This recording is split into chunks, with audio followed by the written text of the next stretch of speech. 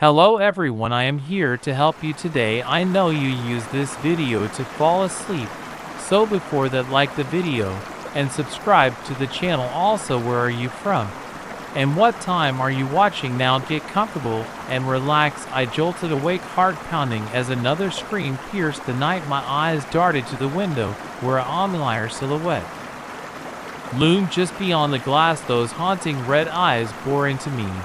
And I knew this night would be different this time. It wasn't content to just watch. I've always been a light sleeper, but lately even the faintest sound had me on edge. It started about a month ago. Just a feeling at first, that prickly sensation when you think someone's watching you. That's how it began. I'd be doing the dishes, and suddenly the hairs on the back of my neck would stand up. I'd whip around, half expecting to see someone standing there. But the kitchen would be empty, just the gentle swaying of the curtains in the breeze from the open window. It was annoying, but I brushed it off. Stress from work, I told myself, my imagination running wild after binging too many horror movies. But then, I started seeing things, just quick flashes. At first, a dark shape darting past my peripheral vision. As I walked to my car, a shadow that seemed to move of its own accord, detaching itself from the oak tree in my front yard. I tried to rationalize it, lack of sleep, maybe I even went to the doctor, worried I might be developing some kind of neurological issue, but all the tests came back normal. Tried to relax, the doctor said with a patronizing smile. I maybe take up meditation. But how could I relax when every night the presence grew stronger? I started avoiding windows after dark, drawing the curtains tight as soon as the sun began to set. But I could still feel it out there, watching, waiting. The first time I saw the eyes, I nearly convinced myself I was going crazy.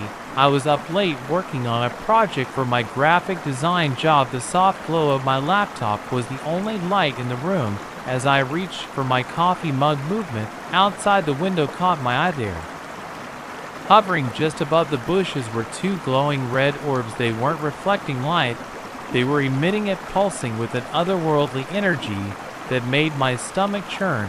I blinked hard, sure that when I opened my eyes, they'd be gone. But they remained unwavering, fixed on me. I scrambled out of my chair, nearly knocking over my desk in my haste to get to the light switch. As soon as the overhead light flooded the room, the eyes vanished. But the feeling of being watched lingered from that night on. The entity, whatever it was, grew bolder. It no longer hid in the shadows or darted away. When I turned to look now, it stood openly by my bedroom window. Each night a vaguely humanoid shape with those terrifying red eyes. I tried everything to keep it out. New locks, security cameras, even those cheesy protective crystals my friends swore by. Nothing worked. I barely slept anymore, spending my nights huddled under the covers, every muscle tense, as I waited for something, anything. Part of me almost wished it would just break in and get it over with. The anticipation was torture, but tonight was different. As I lay there listening to the wind howl outside, a new sound cut through the night, scratching, slow, low, deliberate, like nails on a chalkboard. It was coming from the front door. My breath caught in my throat. This was it. After weeks of watching, waiting, it was finally making its move. I reached for my phone with trembling hands, ready to call 911. But paused. What would I even say? Hello, police. There's a shadow monster with red eyes trying to break into my house. They'd think I was insane. The scratching continued, growing more insistent. I could hear the wood of the door groaning under the pressure. Whatever was out there, it was stronger than any human could be. I had to do something. I couldn't just lie here and wait for it to get in. Summoning every ounce of courage I possessed, I slipped out of bed. The floor creaked beneath my feet, and I winced, hoping the thing at the door hadn't heard. Slowly, I made my way down the hall. The scratching had stopped, replaced by an eerie silence that was somehow even worse. I paused at the top of the stairs, straining my ears for any sound. That's when I heard it, a low guttural growl that seemed to come from everywhere. and nowhere at once. It reverberated through my bones, setting every nerve on edge. This was no animal, no human either. This was something else entirely. I should have run back to my room, barricaded the door, and prayed for morning, but some morbid curiosity propelled me forward. I had to know. I had to see. The last few steps to the front door felt like miles. My hand hovered over the doorknob, shaking violently. Did I dare? The growling had stopped, but I could feel the presence on the other side waiting before I could change my mind. I grasped the knob and yanked the door open. Nothing. The porch was empty, the street beyond silent and still. For a moment relief washed over me, and I imagined it all. Then I saw them, claw marks deep and jagged, running the length of the door. With splinters littered the welcome mat. This was real. It had been here. A sudden gust of wind made me shiver, and I started to close the door. But as I did, movement in my peripheral vision made me freeze slowly. I turned my head towards the window next to the door. There it was, not a vague shadow this time, but a solid form, tall and possibly thin, with limbs that seemed too long for its body, and those eyes burning like embers, in a face that was featureless save for a gash of a mouth stretched wide in a grotesque parody of a smile. I slammed the door shut, fumbling with the locks as tears of terror streamed down my face. The SCRP matching resumed immediately, more frenzied now. The door shuddered in its frame as the creature threw its weight against it. I backed away, my mind blank with panic. What do I do? Where do I go? The thing outside screeched, a sound so inhuman it made my ears ring. The windows rattled, and I swore I could see the walls bulging inward, as if the very house was straining to contain whatever force was trying to get in. In that moment, I knew with absolute certainty that the locks wouldn't hold this thing. Whatever it was would not be stopped by mere wood and metal. It had been toying with me all these weeks, and now it was done playing. I ran up the stairs, down the hall, into my bedroom. I slammed the door and shoved my dresser in front of it, knowing even as I did so that it was futile. The house had gone silent again, but I could feel it moving, searching. My eyes darted around the room, looking for anything I could use as a weapon. They landed on my laptop, still open on the desk where I'd left it earlier. An idea struck me, crazy desperate, but it was all I had. I lunged for the computer, pulling up my work files. I was a graphic designer specializing in logo creation, symbols, signs, things with meaning. My fingers flew over the keyboard as I started a new project. I didn't know what I was doing, not really. I was operating on pure instinct, letting some deep primal part of my brain take over. Shapes appeared on the screen, circles, triangles, lines intersecting in complex patterns.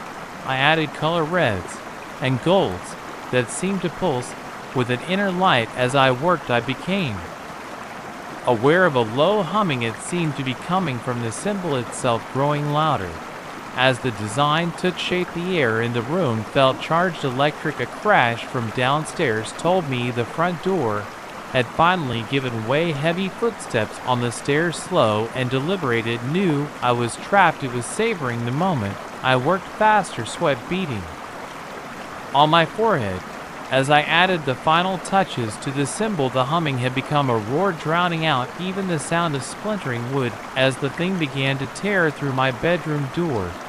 Just as the dresser toppled over and the door burst open, I hit print. The symbol flared to life on the screen, so bright I had to shield my eyes. The creature howled, not in triumph, but in pain. I risked a glance over my shoulder. It stood in the doorway, a nightmare made flesh. But it was no longer advancing. Instead, it writhed and twisted, as if fighting against some invisible force. The printer whirred to life, spitting out page after page. Each one bore the symbol I created, glowing with that same unearthly light. As the pages fell to the floor, the creature shrieked. Its form seemed to waver, becoming insubstantial.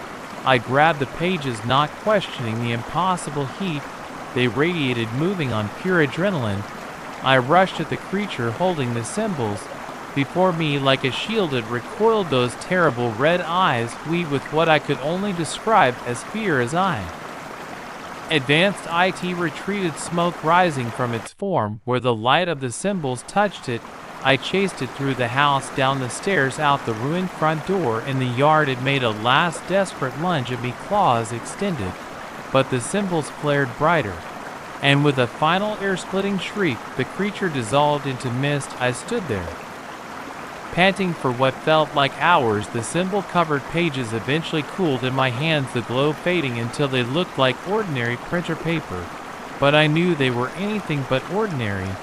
As the sun began to rise, I surveyed the damage to my home, the claw marks, the splintered, with all evidence that last night had been real. I didn't understand what had happened, not really, but I knew one thing for certain. I had faced the darkness, and I had won. I may never know what that creature was or why it chose me, but I'm no longer afraid of the shadows, because now I know that even in the darkest night, there's always a way to fight back. You just have to find your own light. The silence in my bedroom was deafening. I lay there frozen, my eyes fixed on the dark corner where a stranger stood motionless, watching me. I wanted to scream, to run, but terror had stolen my voice and paralyzed my limbs. As the first rays of dawn crept through the window, I blinked, and in that split second the figure vanished, but the fear remained, along with the chilling certainty. This was only the beginning. I've always been a bit of a night owl. As a freelance writer, my most productive hours often stretched well past midnight, but lately I'd been pushing it even later, fueled by a mix of caffeine and an inexplicable reluctance to sleep.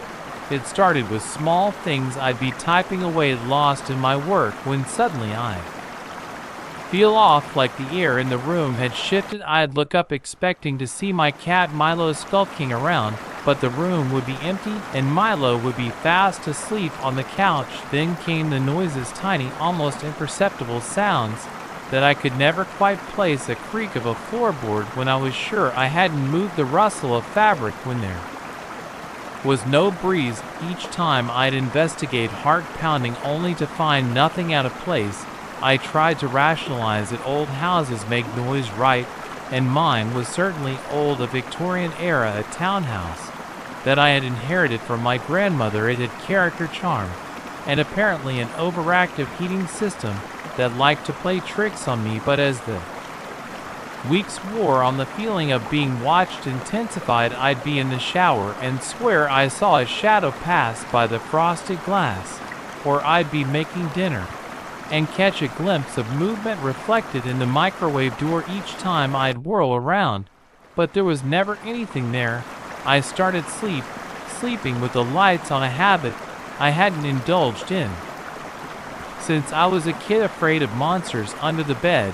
But even that didn't help. If anything, the constant illumination just created more shadows, more places for my imagination to run wild. I knew I was being ridiculous. I lived alone, the doors were always locked, and I had an alarm system.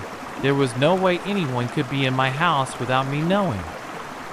And yet the night it happened, I had finally managed to fall into a fitful sleep. I'm not sure what woke me, a sound, a feeling, or just that prickling sense of wrongness that had become my constant companion.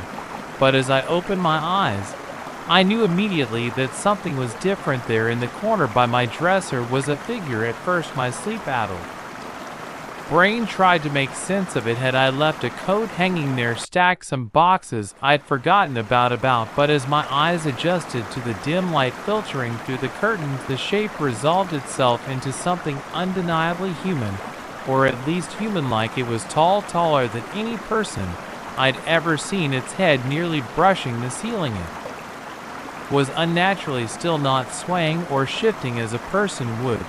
And though I couldn't make out any features in the darkness, I had the distinct impression it was staring directly at me. I wanted to scream, to leap out of bed and run, but my body wouldn't cooperate. I lay there, pulse racing, barely daring to breathe. Time seemed to stretch, each second lasting an eternity. As I waited for it to move, to speak, to disappear, I'm not sure how long we stayed like that, locked in a silent standoff. But eventually my survival instincts kicked in. Slowly, so slowly, I inched my hand towards the bedside lamp. If I could just turn on the light, I told myself everything would be okay. The figure would be revealed as a trick of shadows, a pile of laundry. I'd forgotten about anything but what I feared. It was my fingers closed around the switch. I took a deep breath, steeling myself. Inflicted on light flooded the room, momentarily blinding me. I blinked rapidly, my eyes darting to the corner where the figure had stood. It was empty. Relief washed over me, so intense it left me dizzy. I laughed, a high, slightly hysterical sound. Of course, there was nothing there. I had let my imagination run away with me. That's all. Too many late nights, too much caffeine, too many horror movies. Before bed, I got up, still chuckling at my own foolishness, and walked to the corner. See nothing, just the same old dresser, the same old wallpaper, the same old. I froze. There on the hardwood floor was a footprint, a single impossibly large footprint that hadn't been there when I'd gone to bed. My laughter died in my throat. With trembling hands, I reached out to touch it. The wood was cold, colder than it should be, and slightly damp, as if something that had been standing there had just moments ago faded away. The implications hit me like a physical blow. It had been real, the figure, the watching, all of it. And worse, it could apparently appear and disappear. While I spent the rest of the night huddled in bed, every light in the house blazing. I called in sick to work the next day, unable to bear the thought of leaving the relative safety of my home. But as the hours ticked by and nothing further happened, I began to doubt myself again. Maybe I had sleepwalked and somehow made that footprint myself. Maybe Milo had knocked over a glass of water I had forgotten about. By the time evening rolled around, I had almost convinced myself it had all been a dream. Almost as the sun began to set, casting long shadows across my living room, the feeling of being watched returned full force. I tried to ignore it, focusing on the TV, on my phone, on anything but the growing darkness outside. But then, I saw it, just a flicker in my peripheral vision, but unmistakable, a tall, dark shape standing in the hallway leading to my bedroom. I jerked my head around hard in my throat. The hallway was empty. This game of cat and mouse continued all night. Glimpses of the figure in reflections and shadows, always vanishing the moment I tried to look directly at it. By morning, I was a wreck, exhausted and terrified. I couldn't live like this. I needed help. My first stop was a local paranormal investigation team. They listened to my story with what I thought was a bit too much excitement, eager to set up cameras and EMF readers in my house. But after a week of monitoring, they had nothing to show but a few orbs that could easily have been dust and some EVPs that sounded like gibberish to me. Next, I tried a medium. She walked through my house, sage burning in one hand, crystals in the other. She spoke of residual energies and restless spirits. But when I described the figure I'd seen, she grew pale and quiet. She left in a hurry, leaving behind only a hastily scribbled blessing and a warning to be careful. Weeks passed, and the encounters continued, sometimes just feelings, sometimes glimpses, and occasionally terrifyingly full apparitions that would stand silently in corners or at the foot of my bed. I grew haggard, jumping at every shadow, flinching at every unexplained sound. It was during one of these apparitions, as I lay paralyzed with fear in my bed, that I had an epiphany. This thing, whatever it was, hadn't actually hurt me. It was terrifying, yes, but in all these weeks, it had never made a move to physically harm me. It just watched. That realization gave me a spark of courage. The next time I felt its presence, instead of cowering or trying to ignore it, I spoke. "Why are you here?" My voice was shaky, but clear in the quiet room. For a long moment, there was no response. Then, so faintly, I almost missed it, I heard a whisper, remember, what I racked my brain trying to think of what this entity could possibly want me to recall. And then it hit me, the house, my grandmother's house. There had always been stories, rumors of strange occurrences over the years. As a child, I had loved listening to my grandmother's tales of mysterious footsteps of objects moving on their own of shadow, while figures glimpsed in mirrors. I'd always assumed they were just stories, meant to entertain an imaginative child. But what if they weren't? What if this entity had always been here watching over my family for generations? And what if in my adult skepticism I'd forgotten the most important rule my grandmother had taught me: always acknowledge the spirits, always let them know they're seen. With a deep breath, I looked directly at where I sensed the presence. I see you, I said softly. I acknowledge you. Thank you for watching over this house. And over me, the air in the room seemed to shift, the oppressive feeling of being watched lifting slightly. And though I couldn't be sure, I thought I saw the faintest outline of a smile on the shadowy figure before it faded away. From that night on, things changed. The appearances became less frequent, less threatening. I still occasionally catch glimpses of my silent watcher, but now it feels more like a guardian than an intruder. I've made peace with the fact that I may never fully understand what happened or why, but I've learned an important lesson. Sometimes the things that terrify us most are simply asking to be seen, to be acknowledged. And sometimes the bravest thing we can do is to look our fears in the eye and say, I see you. As for me, I sleep easier now knowing that in the darkest corners of my home something is watching over me.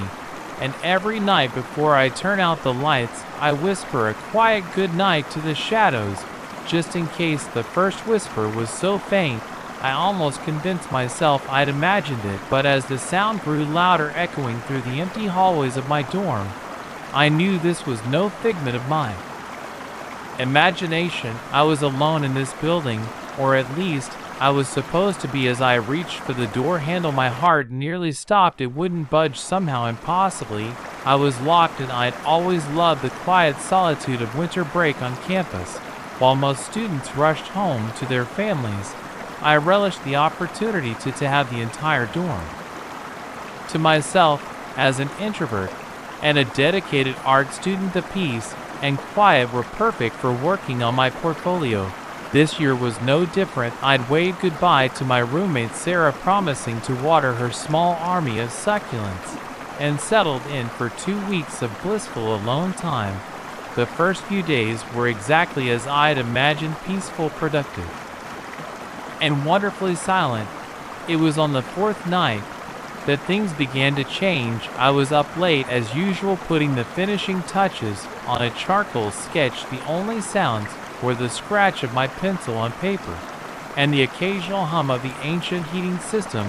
Then out of nowhere, I heard it, the distinct sound of footsteps in the hallway outside my room. At first, I didn't think much of it. Probably the night security guard doing his rounds, I reasoned, but as I listened, I realized the footsteps didn't sound quite right.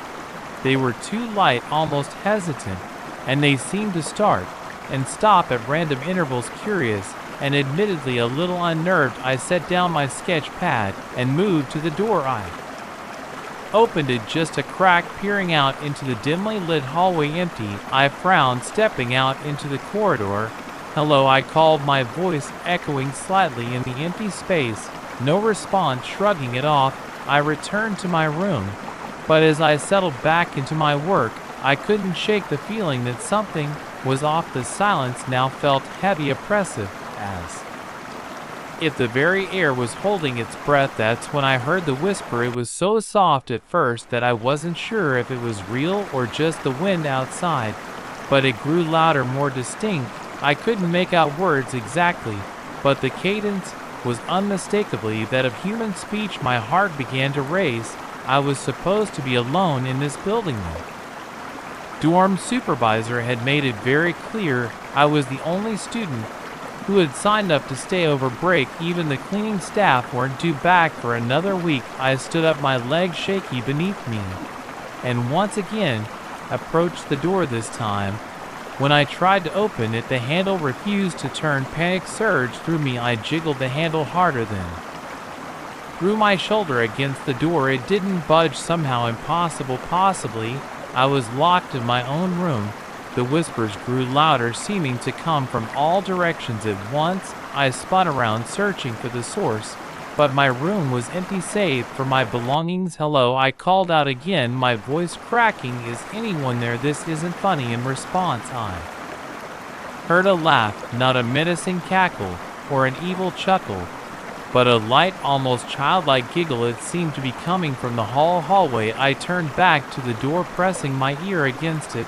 The whispers had stopped, replaced by what sounded like running. Yes, the unmistakable patter of feet racing down the corridor. Hey, I shouted, pounding on the door.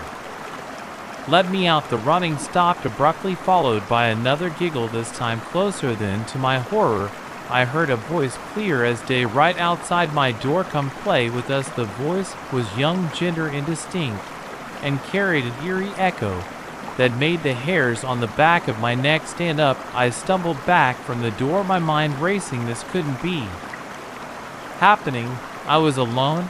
I had to be alone. Maybe I'd fallen asleep at my desk. Yes, that had to be it. This was all just a vivid, terrifying dream. I pinched myself hard, wincing at the pain, not a dream. Then, taking a deep breath, I forced myself to think rationally. Okay, so I was locked in my room, but I had my phone. I could call for help. I lunged from my desk where I'd left my phone, only to find it missing. My stomach dropped as I remembered I'd left it charging in the common room downstairs earlier. The giggles started again, this time seeming to come from multiple sources. They echoed through the hallway, growing louder and more numerous by the second. I pressed myself against the far wall, as far from the door as I could get. My eyes darted around the room, looking for anything I could use as a weapon. They landed on my easel, and I grabbed one of the sturdy wooden legs, wielding it like a baseball bat. The giggles suddenly stopped, plunging the building into an unnatural silence. For a moment, I allowed myself to hope that whatever was out there had gone on. Then, with a click that seemed deafeningly loud in the quiet, my door swung open. The hallway beyond was darker than it should have been, given the emergency lights that were always on. I stood frozen, easel leg clutched in my sweating hands, waiting for something to emerge from the shadows. Nothing did. After what felt like an eternity, I gathered my courage and inched towards the open door. The corridor was wide in both directions, no sign of whatever had been out there moments ago. I knew I should stay in my room, wait for morning, when surely someone would come, but a nagging voice in the back of my mind whispered that if I didn't leave now, I might never get another chance. Decision made. I stepped out into the hallway. The air was noticeably colder out here, my breath visible in small puffs. I shivered, wishing I'd thought to grab a jacket. Hello, I called out again, my voice sounding small and scared even to my own ears. Who's there? In response, I heard that same childlike giggle, this time from the stairwell at the end of the hall. Without thinking, I found myself moving towards it. The stairwell was pitch black, the emergency exit sign that usually glowed a comforting green now dark and lifeless.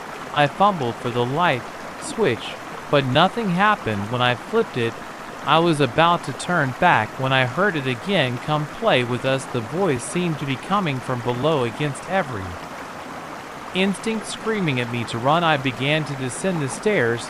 I kept one hand on the wall, the other still gripping my makeshift weapon tightly. As I reached the next floor down, I saw a flicker of movement out of the corner of my eye. I whirled around, but the hallway was empty yet. As I watched, the doors along the corridor began to open one by one, as if invisible hands were turning the knobs. My heart was pounding so hard I could hear it in my ears. I turned to run back upstairs, only to find my path blocked. There on the landing above me stood a figure. It was small, child size, but something about its proportions was off. Its limbs seemed too long, its head too large for its body, and though I couldn't make out any features in the darkness, I had the distinct impression It was smiling. "Who are you?" I managed to choke out. "What do you want?" The figure cocked its head to one side, the movement unnaturally fluid. When it spoke, its voice was not the childlike one I'd heard before, but something older, raspier. "We want to play," it said. "We've been so lonely here, all alone. But now you're here, you'll play with us, won't you?" Before I could respond, I heard more giggles from behind me. I spun around to see more figures emerging from the open doorways. They moved in a strange, jerky manner, like marionettes controlled by an unseen puppeteer. I ran. I don't remember consciously making the decision, but suddenly I was flying down the stairs, taking them two at a time. I could hear them behind me, their laughter growing louder, more frenzied. I reached the ground floor and sprinted for the main entrance. If I could just get outside, I'd be safe. I had to be. But as I reached for the door, my hand met solid resistance. The door wouldn't open. I pushed harder than threw my full weight against it. Nothing. I was trapped. I turned, pressing my back against the door, and saw them, dozens of shadowy figures filling the lobby. They moved closer, their giggles now sounding more like sobs. "Play with us," they chanted in unison. "Stay with us forever." As they advanced, I closed my eyes, bracing for whatever was to come. But instead of cold hands grabbing me, I felt warm sunlight on my face. My eyes flew open. I was in my room, slumped over my desk. Bright morning light streamed through the window. My charcoal sketch lay before me, complete. For a moment, I sat there disoriented. Had it all been a dream? It had felt so real. Then I noticed something that made my blood run cold. There on the paper, worked into the shading of my drawing, were dozens of tiny childlike faces, and scrawled in the corner in handwriting that was not my own, "Thank you for playing. Come back soon." I packed my bags that day and left campus. I never stayed in that dorm over break again, but sometimes on quiet nights, I still hear those giggles, and I wonder, was it really just a dream? Or are they still there waiting for someone new to play with? The stench of copper and decay hit me like a wall as I pushed open the cabin door, my flashlight beam caught through the darkness, revealing symbols etched into every surface, walls, floor, ceiling. This was no ordinary abandoned shack. As my eyes adjusted to the gloom, I realized with growing horror that I wasn't alone. Something moved in the shadows, and I knew I'd made a terrible mistake coming here. I've always been drawn to the wilderness. There's something about the solitude, the raw beauty of nature untamed by human hands, that speaks to my soul. So when I got a week off work, I didn't hesitate. I threw my camping gear in the car and headed for the mountains, eager to lose myself in the great outdoors. The first few days were bliss.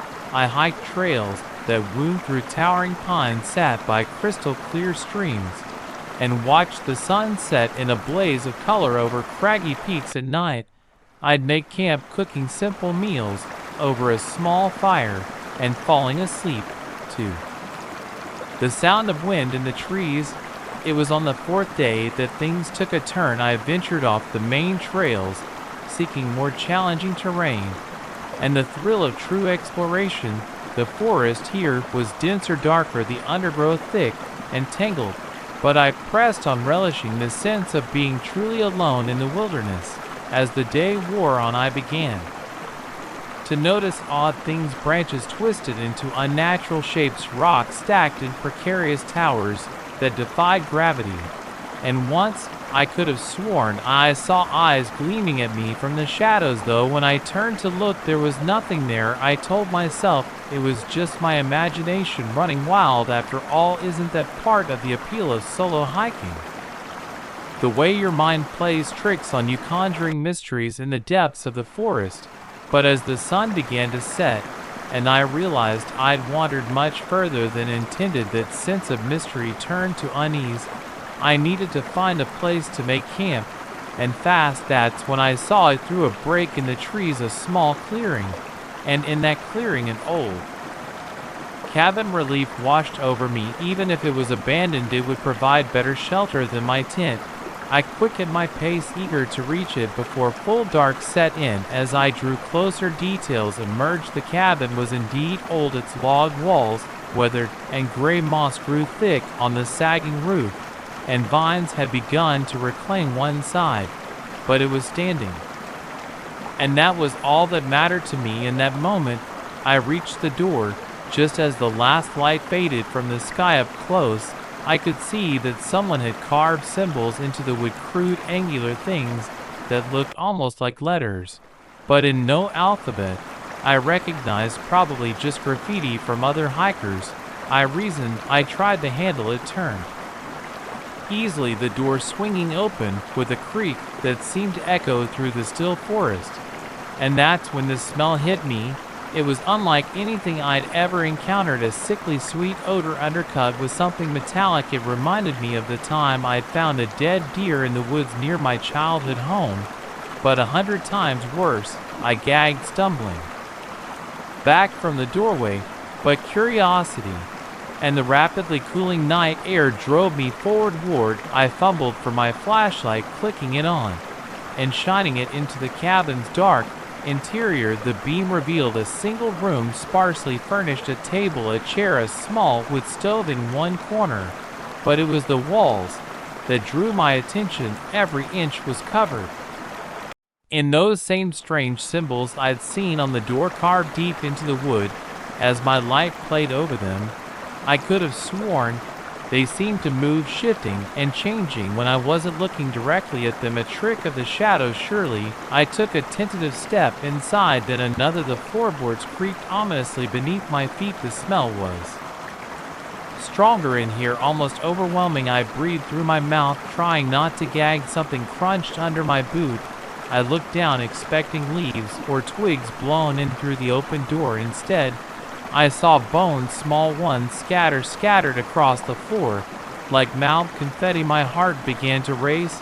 This was wrong. All of it was wrong. I needed to leave now. I turned back towards the door, only to find it had swung shut behind me, and there, standing between me and my only exit, was a figure. It was tall, impossibly tall, its head nearly brushing the ceiling. In the dim light of my flashlight, I could make out a vaguely human shape, but the proportions were all wrong. Its arms were too long, hanging past its knees. Its face, if you could call it that, was a blank oval, featureless save for two pinpricks of light where eyes should be. I opened my mouth to scream, but no sound came out. The figure took a step towards me, moving with a fluidity that defied its bizarre anatomy. "Welcome," it said in a voice that seemed to come from everywhere and nowhere at once. "We've been waiting for you."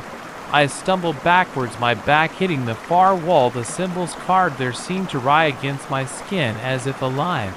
"Who are you?" I managed to choke out. "What do you want?" The creature's head tilted to one side, an eerily human gesture that only served to highlight its otherworldliness. "We are the Watchers," it said, "the keepers of the old ways. And you, little one, are to be our guest." As it spoke, more figures emerged from the shadows. Some were like the first, tall, spindly things with blank faces. Others were smaller, scuttling across the floor on too many legs, and still others seemed to be made of nothing but shadow, their forms constantly shifting and changing. They surrounded me, their alien eyes fixed on me with an intensity that made my skin see all. I could feel the weight of their collective gaze pressing down on me like a physical force. "Please," I whispered, though I knew it was futile. "Let me go. I won't tell anyone about this place. I swear." A sound filled the cabin, then a noise that I realized was dawning horror was laughter. It started low, a rumbling chuckle that seemed to come from the very walls themselves. Then it grew, becoming a cacophony of inhuman mirth that set my teeth on edge. "Oh, little one," the first creature said, its voice dripping with amusement, "you misunderstand. We don't want you to leave. We want you to stay forever." As it spoke, the symbols on the walls began to glow, first a dull red, then brighter, until the entire cabin was bathed in an eldritch light. The air itself seemed to thicken, becoming heavy and oppressive. I felt something cold brush against my arm and looked down. to see one of the shadow creatures reaching for me. Its touch left a trail of numbness in its wake, and I realized with growing panic that I couldn't move. "What are you going to do to me?" I asked, my voice barely above a whisper. The tall creature leaned in close, its featureless face mere inches from my own. "We're going to show you wonders beyond your wildest imagination," it said. "We're going to open your eyes to the true nature of reality, and in return, you're going to help us bring that reality into this world." As it spoke, the glow from the symbols intensified. The air shimmered like heat waves rising from hot pavement, and through that shimmer, I caught glimpses of something else, a world of twisted geometry and impossible colors, of creatures that defied description and landscapes that hurt to look. And I wanted to close my eyes to shut out the madness that was unfolding around me. But I couldn't. The creatures held me in place, forcing me to watch as reality itself began to unravel. I don't know how long I stood there trapped in that nightmare. It could have been minutes or hours or days. Time seemed to have lost all meaning, but just as I felt my sanity beginning to slip away entirely, something changed. A new sound cut through the cacophony of alien voices and impossible noises. It was familiar, comforting, the sound of a human voice calling my name. The creatures hissed and recoiled, their forms becoming less substantial. The glow from the symbols faded, and the shimmering air stilled. "Hello." The voice called again, closer now. "Is anyone in there?" It was a search party. They must have been looking for me. When I didn't return to my campsite, the creatures retreated to the shadow, their eyes still fixed on me. The tall one leaned in close one last time. "Remember," it whispered, "we'll be waiting then." As suddenly as they had appeared, they were gone. The cabin was just a cabin again, old and abandoned. The door burst open, and a park ranger rushed in, flashlight beam sweeping the room. "Are you all right?" he asked, helping me to my feet. "We've been looking for you for days." I nodded weakly, unable to speak. As he led me out of the cabin, I glanced back one last time. In the beam of his flashlight, the walls were bare, unmarked, with no symbols, no carvings, nothing to suggest the horrors I'd witnessed. But I knew the truth, and I knew that somewhere in the depths of the forest, they were waiting, watching, ready to welcome their next unsuspecting guest. I never went hiking alone again after that, but sometimes on dark nights, when the wind howls through the trees, I swear I can hear their voices calling to me, and I wonder how long it will be before they find me again. The photo album slipped from my trembling hands, hewing heavily on the attic floor. My eyes, wide with disbelief, remained fixed on the scattered images, dozens of pictures of me sleeping, eating, going about my daily life. But that was impossible. I only agreed to house it for my neighbors yesterday. As I stooped to gather the fallen photos, a floorboard creaked behind me.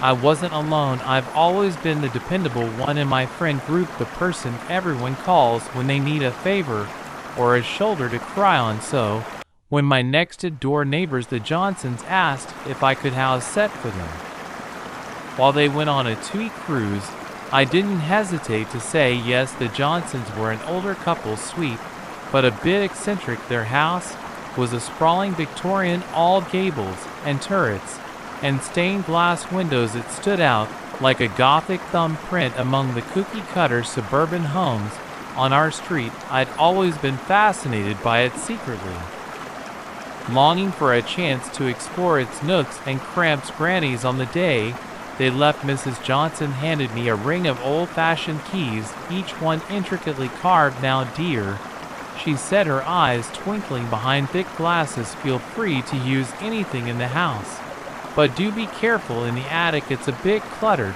I nodded, not thinking much of it at the time. I was more focused on the list of instructions she was rattling off: which plants needed watering, how to work the temperamental coffee maker, what to feed their ancient cat, Mr. Whiskers. The first few days passed uneventfully. I went about my usual routine, just in a different house. I'd work from home during the day, my laptop set up on their antique dining table. In the evenings I curl up in the cozy library with a book, Mr. Whiskers purring contentedly in my lap. But as the week wore on I began to notice odd things, small things at first easy to dismiss. A door I could have sworn I'd closed would be open. When I returned, the smell of coffee brewing in the morning even though I hadn't set the machine, the sensation of being watched even when I was alone in a room. I tried to shrug it off. Old houses settle, I told myself. The coffee maker was probably programmable. And the feeling of being watched, well, the house was full of old portraits. Their painted eyes did seem to follow you around the room. It was on the fifth night that things took a turn for the truly strange. I was in the kitchen washing dishes after dinner when I heard it, a thump followed by the distinct sound of footsteps overhead. My hands froze in the soapy water, my heart suddenly racing.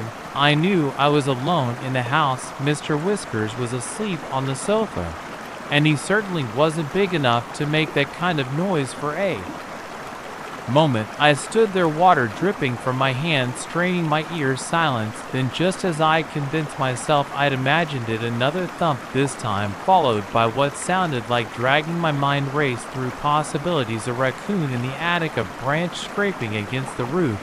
But deep down I knew those explanations didn't fit. The sound was too deliberate to human. I dried my hands, my movements slow and careful, as if sudden motion might attract attention from whatever was upstairs. I crept to the kitchen drawer where I knew the Johnsons kept a flashlight, wrapping my fingers around its reassuring weight. Part of me wanted to run, to flee the house and call the police, but a larger part, the part that had always been drawn to this mysterious old house, urged me to investigate. After all, I reasoned, if it was an intruder, I needed to know, so I could accurately report it. The stairs creaked under my feet as I ascended, each sound seeming impossibly loud in the quiet house. The second floor was dark, shadows pooling in corners and doorways. I swept my flashlight beam across the hallway, half expecting to see a figure lurking in the gloom, but it was empty. That left only one place, the attic. The entrance to the attic was at the end of the hall, a narrow door that blended almost seamlessly into the wallpaper. One of the keys on the ring Mrs. Johnson had given me fit the lock, turning with a soft click that seemed to echo in the silent house. The door swung open, revealing a steep, narrow staircase leading up into darkness. The beam of my flashlight barely penetrated the gloom. As I took my first step onto the stairs, a waft of musty air rushed down, carrying with it the scent of old paper and something else, something I couldn't quite identify. Each step creaked alarmingly as I ascended, and I found myself holding my breath, straining to hear any sound from above. But there was nothing, no footsteps, no dragging, just the pounding of my own heart in my ears. I reached the top of the stairs and paused, shining my light around the space.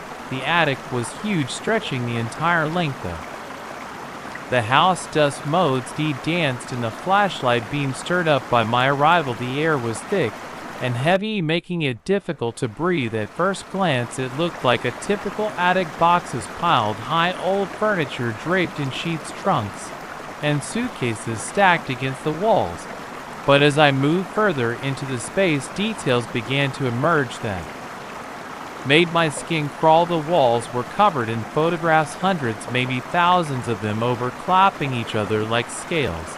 And in every single one I saw a familiar face, my own. There I was, walking to my car, sitting in a cafe, jogging in the park. Some were clearly recent, taken just days ago. Others looked older, the colors faded, showing a younger version of myself. My hand shook as I reached out to touch one of the photos. It came away easily, revealing more underneath. These weren't just pictures of me, they were pictures of everyone I knew, my parents, my friends, my coworkers, all caught in candid moments. Why, unaware they were being photographed. That's when I saw the album lying open on an old desk. I approached it slowly, my feet feeling like lead. The pages were filled with more photos of me, But these were different. These showed me inside my own home in private moments, me sleeping in my bed, eating breakfast in my kitchen, even in the shower. The implications hit me like a physical blow. Someone had been watching me for years. And not just from afar, but inside my own home. That's when I dropped the album, the thud of it hitting the floor unnaturally loud in the stifling attic air. And that's when I heard it, the creak of a floorboard behind me.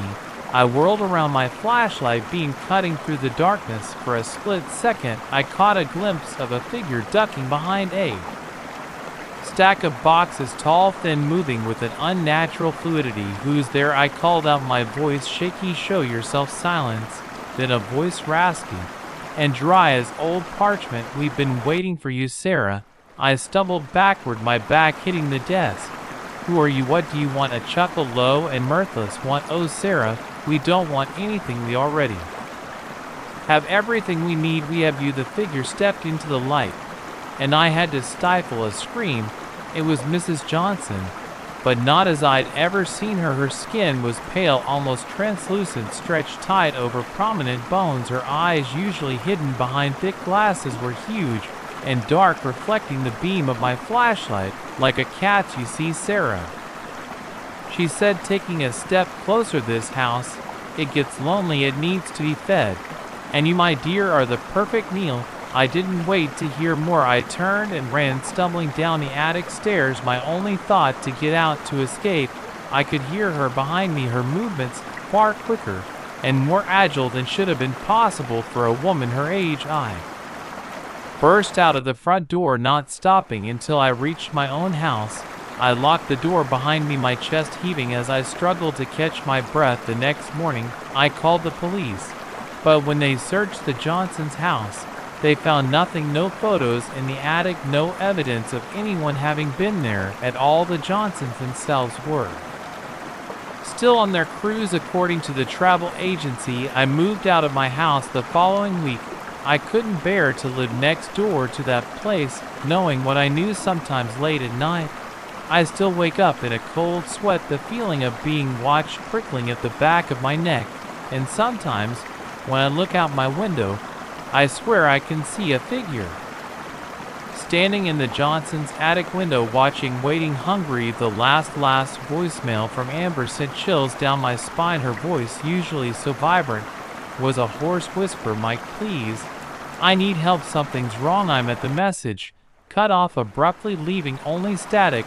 I tried calling back, but her phone just rang endlessly. As I grabbed my keys and rushed out the door, I couldn't shake the feeling that I was already too late. Amber and I had a complicated history. We dated on and off throughout college, drawn together by an undeniable chemistry, but driven apart by our different life goals. She wanted to travel the world, write poetry, live in the moment. I was all about stability, a steady job, putting down roots. We were oil and water, but somehow we never could quite let each other go. We'd been in one of our off periods for about 6 months. When the calls started, at first they were normal enough, catching up, reminiscing about old times. But as the weeks went on, there was an edge to her voice that I couldn't quite place. She sounded scared. "I think someone's following me," she said during one late night call. I could hear the tremor in her voice, the way she kept pausing to look over her shoulder. "Have you called the police?" I asked, already knowing the answer. Amber had never trusted authority figures. No, it's not like that," she said quickly. "It's more like a feeling, like eyes on me all the time, even when I'm alone." I tried to reassure her, to chalk it up to stress or lack of sleep, but deep down I was worried. This wasn't like Amber. She'd always been fearless, the type to laugh in the face of danger. To hear her so rattled, it unsettled me. The calls became more frequent after that. Sometimes she'd phone in the middle of the night, her voice tight with panic. I saw him again, Mike, outside my window, but when I looked directly at him, he was gone. I begged her to go to the police. Why? To come stay with me where it was safe. But she always refused. "I can handle this," she'd insist. I just needed to hear your voice." Then 3 days ago, the call stopped. I tried reaching out, but my messages went Unanswered, I told myself she was fine, probably just caught up in her latest adventure. Amber had always been flighty, disappearing for days at a time wasn't unusual for her. But something felt different this time. There was a nagging sense of wrongness that I couldn't shake.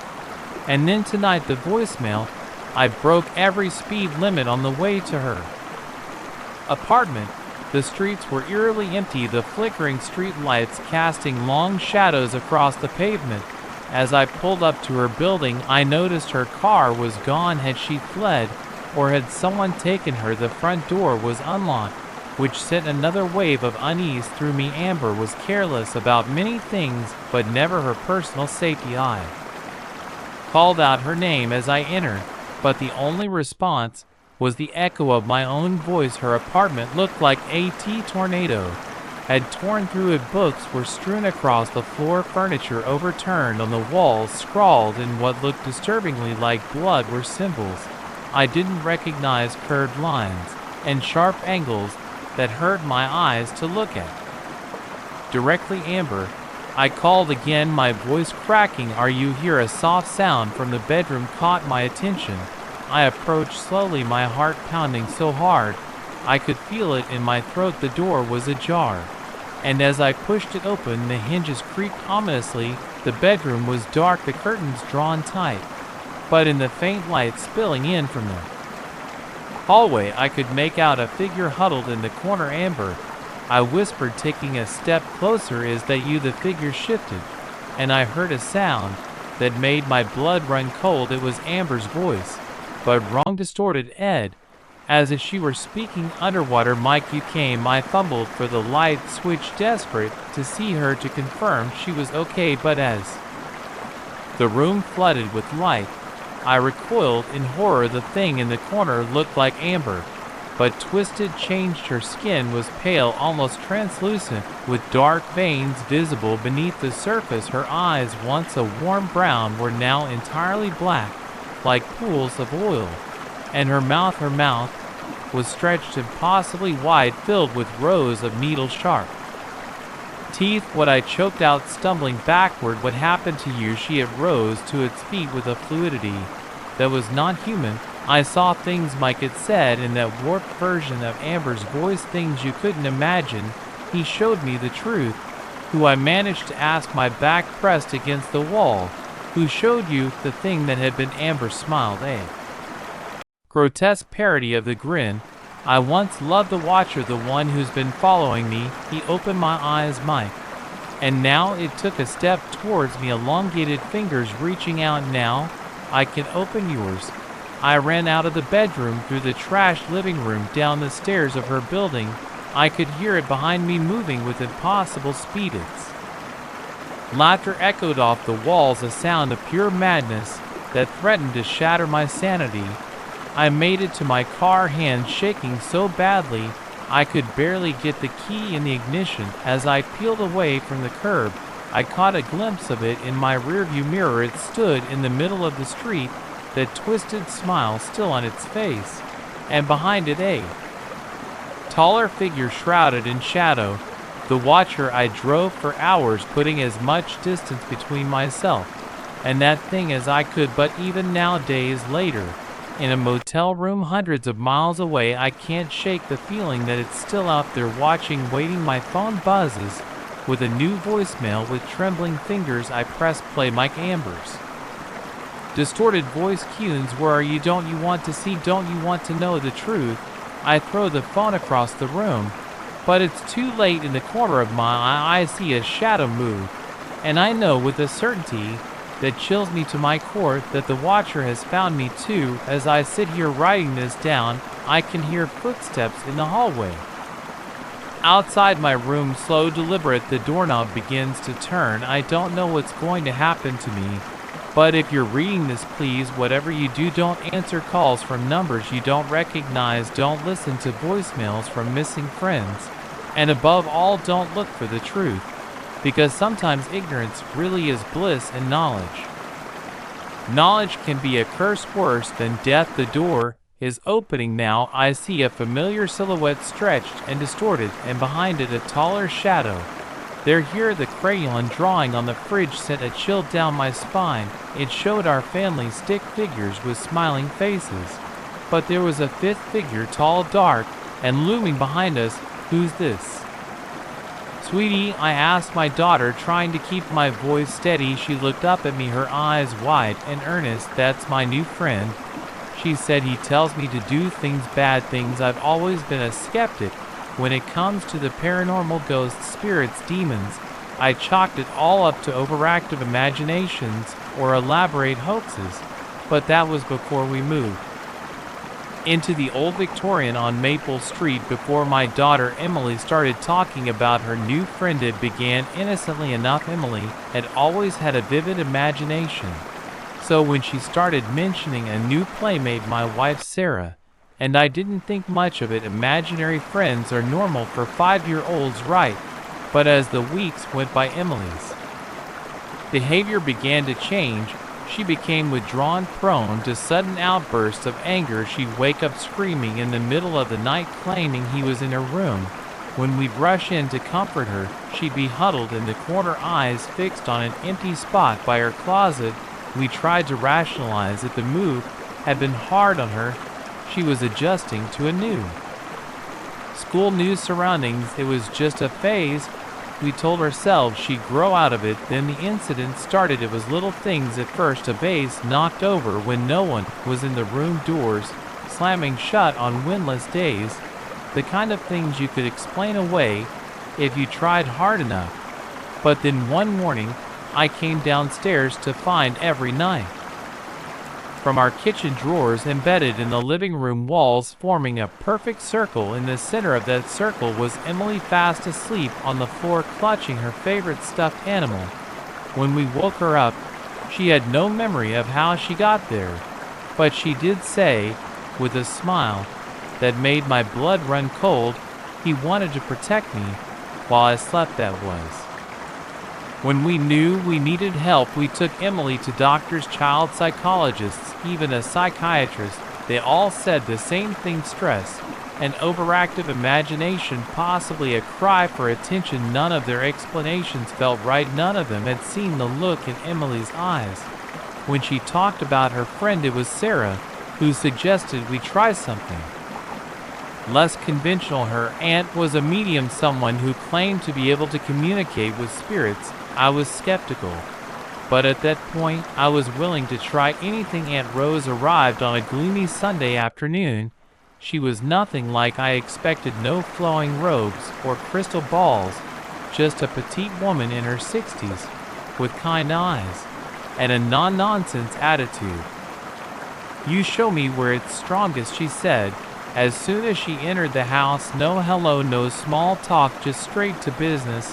We led her to Emily's room. The moment she crossed the threshold, her face went pale. "Oh my," she whispered. "Oh, this is not good." She walked slowly around the room, her hand outstretched, as if feeling the air. When she reached the closet, the spot Emily always stared at during her night terrors, she recoiled, as if she'd been burned there. "Something here," she said, her voice shaking, "something old and angry." She turned to us, her eyes wide with fear. "How long has your daughter been talking to it?" We told her everything: the imaginary friend, the behavioral changes, the incidents around the house. As we spoke, Aunt Rose's expression grew more and more grim. "This entity," she said, when we finished, "it's not a ghost, it's something much worse, a kind of parasite. It feeds on the innocence of children, twisting them, corrupting them." She took a deep breath before continuing, "It's trying to possess your daughter." The words hit me like a physical blow. Possession. That was the stuff of horror movies, not real life. But as I looked around Emily's room at the dark crayon drawings covering the walls, the stuffed animals arranged in bizarre, almost ritualistic patterns, I felt a creeping dread that maybe, just maybe, this was real. "What can we do?" Sarah asked, her voice barely above a whisper. Aunt Rose's face was grim. "We need to perform a cleansing, not just of the house, but of Emily herself. It won't be easy. The entity won't give her up without a fight." She gave us a list of things to prepare: salt, sage, holy water. As she rattled off instructions, I found myself nodding along, my skepticism crumbling in the face of this new terrifying reality.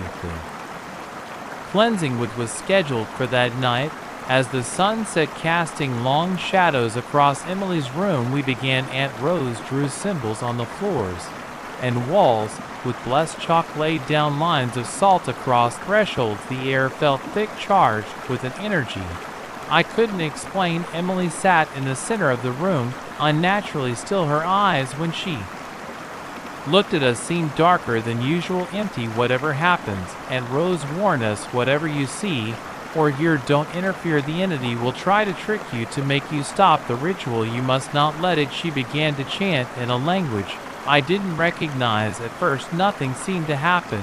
Then suddenly the temperature in the room plummeted. I could see my breath misting in the air. Emily's head snapped up, her eyes rolling back until only the whites were visible.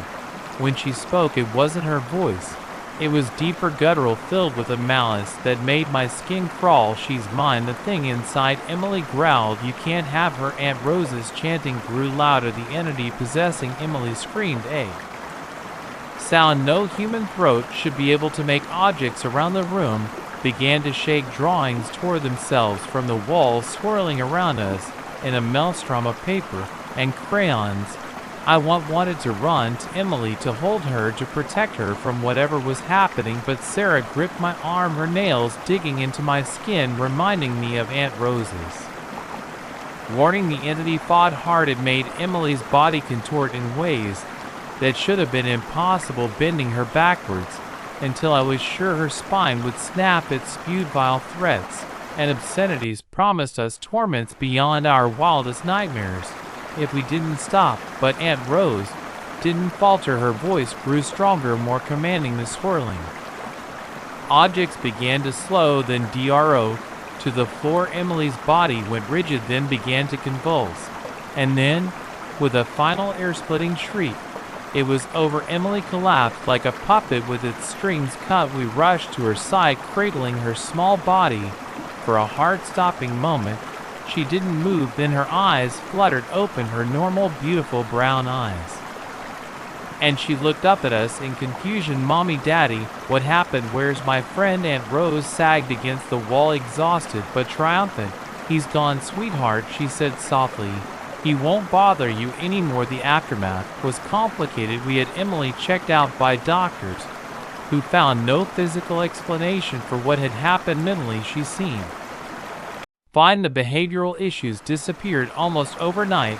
She stopped talking about her friend Ai, and the nightmare ceased. But for Sarah and me, things would never be the same. We'd seen something that night, something that defied explanation, something that shook the very foundations of what we believed about the world. We moved out of the house on Maple Street soon after. I didn't care about the financial hit we took. I just wanted us as far away from that place as possible. Emily is 10 now, a happy, well-adjusted kid with no memory of what happened. Sometimes I envy her that blissful ignorance, because I remember every night when I close my eyes, I see that room, feel that oppressive presence, and I wonder what else is out there lurking in the shadows, waiting for an innocent soul to latch onto. We're more careful now. We sage our new house regular ly. We've learned protective prayers and rituals, and every night I check on Emily as she sleeps, watching for any sign that the darkness has found her again, because now I know the truth. The monsters are real, and sometimes they were the faces of our loved ones. The security camera feed flickered to Liffer, revealing an empty hallway. I leaned closer to the monitor, squinting at the grainy image. That's when I saw her, a woman in Victorian-era clothing, gliding silently across the screen. My blood ran cold as I realized she was heading straight for my office. I spun around, expecting to see her materialize before me, but the room was empty. When I turned back to the monitor, she was gone, leaving me to question my sanity and the true nature of the building I guarded each night. I've always been a night owl, so when I landed the job as a night security guard at Oakwood Office Complex, it seemed perfect. The pay was decent, the hours suited me, and let's be honest, how hard could it be to watch a bunch of empty offices for the first few months? It was exactly as I'd expected: quiet nights spent patrolling the corridors, checking locks, and watching the security feeds. Sometimes I'd bring a book or my laptop to pass the time. It was peaceful, if a bit boring. But then things started to change. It began with small oddities. Items moved from where I'd left in cold spots in certain areas of the building. Even on warm nights, the occasional unexplained noise, footsteps. When I knew I was alone, doors closing in empty wings of the complex. At first, I brushed it off. Old buildings make noise, right? And maybe I was just forgetful about where I put things. But as the weeks went on, the incidents became harder to explain away. One night around 2 a.m., I was doing my usual rounds when I heard what sounded like a woman crying. It was faint, barely audible, but definitely there. I followed the sound, my flashlight beam cutting through the darkness. It led me to the old executive wing, an area that hadn't been used in years. The crying grew louder. As I approached a particular office, my hand hesitated on the doorknob. Part of me wanted to turn back to pretend I hadn't heard anything, but curiosity won out. I pushed the door open, slowly, wincing at the creak of rusty hinges. The room was empty, thick with dust and cobwebs, but the air felt different, heavier, somehow charged with an energy I couldn't explain. Hello, I called out, my voice sound and small in the oppressive silence. Is anyone here? The crying stopped abruptly, and then just for a moment, I caught a whiff of lavender perfume.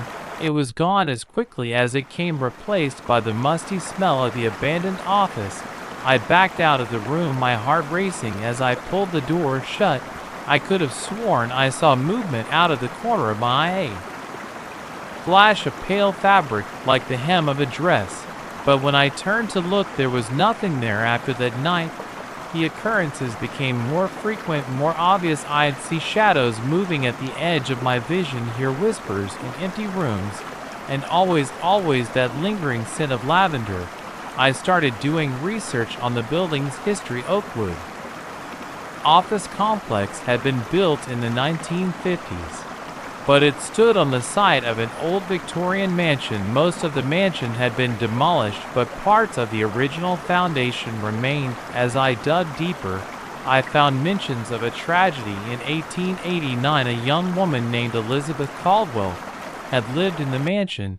She was engaged to be married, but on the night before her wedding, she disappeared. Her body was found weeks later in the nearby river. The official ruling was suicide, but rumors persisted that she had been murdered. The more I read about Elizabeth, the more convinced I became that she was the presence I'd been encountering. But why now, after all these years?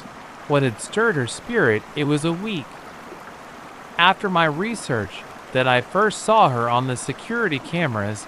I was in the main security office, cycling through the different feeds, when movement on one of the screens caught my eye. There she was, clear as day, a woman in a high-neck Victorian dress, her dark hair piled atop her head. She moved with an unnatural grace, seeming to glide rather than walk, and she was heading straight for the security office. I spun around in my chair, half expecting to see her materialize before me, but the room remained empty. When I turned back to the monitor, she was gone. My hands shook as I rewound the footage, but no matter how many times I replayed it, the result was the same. One moment, she was there; the next, she wasn't. From that night on, Elizabeth became a regular visitor on my cameras, always at night, always alone, always heading towards my office. But she never quite made it. It was as if some invisible barrier prevented her from reaching me. I became obsessed with trying to communicate with her. I left voice recorders running in the areas where I'd seen her most often. I took countless photos, hoping to capture some evidence of her existence. Most of my efforts yielded nothing, but occasionally I'd get something, a whisper on a recording that should have been there, an orb of light in a photo of an empty hallway. Small things easily dismissed by a skeptic, but to me, they were proof. As the weeks passed, I Found myself looking forward to my nightly encounters with Elizabeth. I'd talk to her, even though she never responded. I'd tell her about my day, about the modern world she'd never known. Sometimes, I swear I could feel her listening, but everything changed the night. She finally reached my office. It was a stormy night, lightning illuminating the sky. In brilliant flashes, I was at my desk, half watching the monitors, half reading a book on Victorian-era spiritualism. The power had been flickering on and off all night, the backup generator kicking in each time. During one of these power fluctuations, I saw her, Elizabeth, on the camera feed, closer to my office than she'd ever been before, and this time, she wasn't alone. Behind her, barely visible in the grainy footage, was a man, tall, broad-shouldered, dressed in clothes from the same era as Elizabeth. He seemed to be reaching for her, his face a mask of rage. The feed cut out as another power surge hit. When it came back on seconds later, the hallway was empty. I sat there, frozen, my mind struggling to process what I'd seen. That's when I felt it, a sudden drop in temperature so severe that I could see my breath misting in the air. The lavender scent hit me next, stronger than ever before.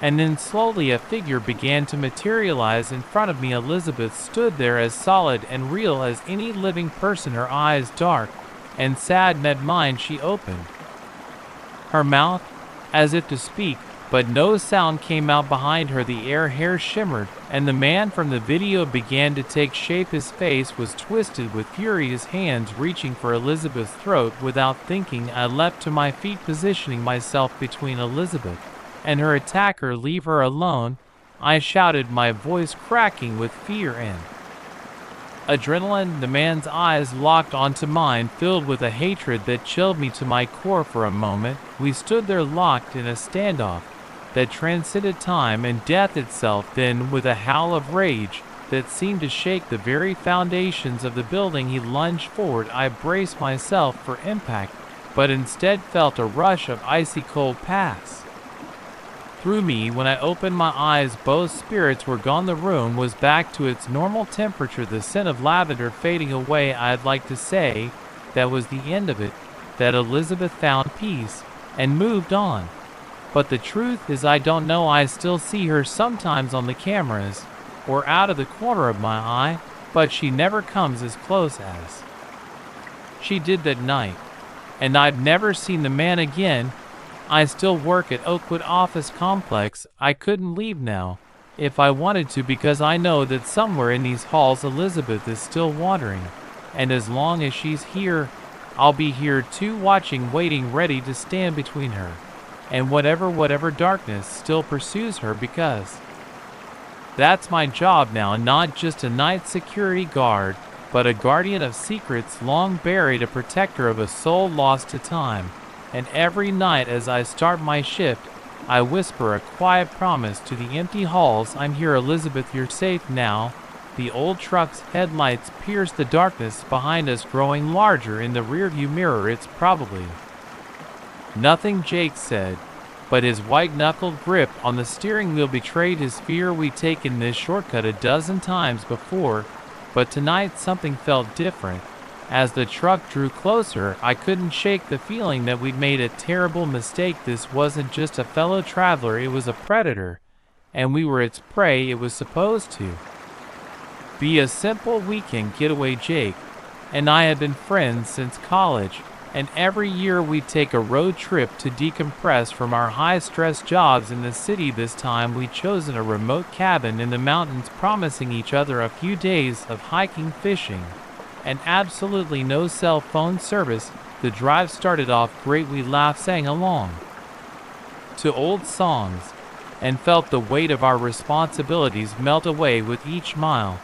As the sun began to set, Jake suggested we take a shortcut he discovered on our last trip. "It'll save us at least an hour," he said, already turning onto a narrow, unmarked road. "Plus, the scenery is amazing."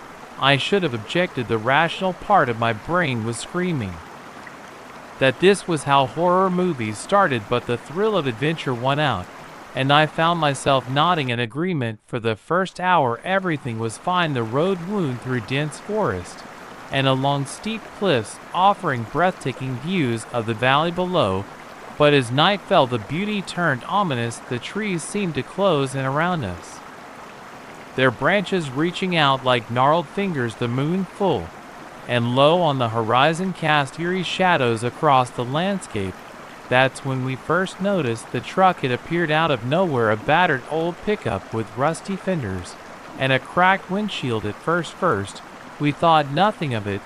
This was farm country after all. Old trucks were probably as common as cornfields. But then it started to follow us. No matter how fast we drove or how many turns we took, the truck stayed right behind us. Sometimes it would drop back, disappearing around a bend, only to roar up behind us minutes later, headlights blazing. Maybe they're just going to the same place we are. I suggested, trying to keep the tremor out of my voice. Jake nodded, but I could see the tension in his jaw. Yeah, maybe, but let's test that theory. He suddenly swerved onto a side road, barely more than a dirt track. For a moment, I thought we'd lost our pursuer, but then, with a growl of its engine, the truck followed. Okay, that's not normal, Jake muttered, accelerating hard. The truck matched our speed, drawing closer. My heart was pounding now, adrenaline coursing through my veins. Or what do they want? I asked, my voice barely above a whisper. Jake shook his head. I don't know, but I'm not sticking around to find out. He floored in our car, fishtailing on the loose gravel. The truck fell back slightly, but didn't give up the chase. We flew down the winding road, taking turns so sharp I was sure we'd go over the edge at any moment. Just when I thought things couldn't get any worse, our headlights illuminated a figure standing in the middle of the road. Jake slammed on the brakes, the car skidding to a stop mere inches from the person.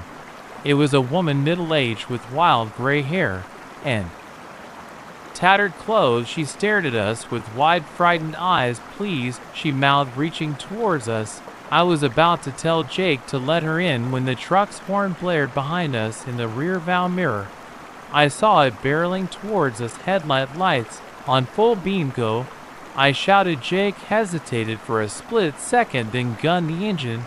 We swerved around the woman, my last glimpse of her, a look of utter despair on her face. The truck didn't even slow down. To my horror, I watched in the mirror as it plowed straight through where the woman had been standing.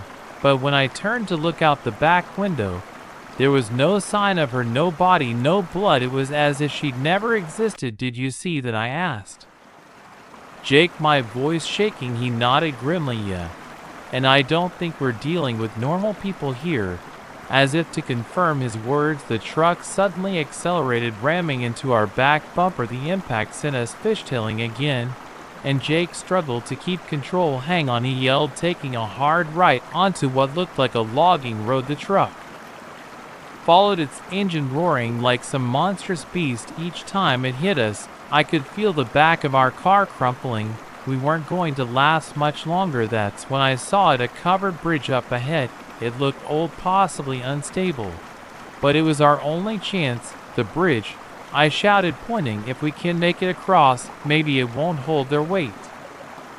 Jake nodded, pushing our battered car to its limits. We hit the bridge at full speed, the ancient wood groaning beneath our tires. Behind us, the truck was gaining, its front grille filling our rear view mirror. We were halfway across when I heard it, a terrible splintering sound. The bridge was collapsing. Go, go, go, I screamed, though Jake needed no encouragement. Our back tires left the bridge just as it gave way, plunging into the ravine below. The truck wasn't so lucky. I watched, half in relief, half in horror, as it tried to brake, but its momentum was too great. With a deafening crash, it plunged through the broken end of the bridge and disappeared into the darkness below. We skid to a stop on the other side, both of us breathing hard. For a long moment neither of us spoke. Then slowly we got out of the car to survey the damage. Our back end was a mess, the bumper hanging off and the trunk crumpled like an accordion.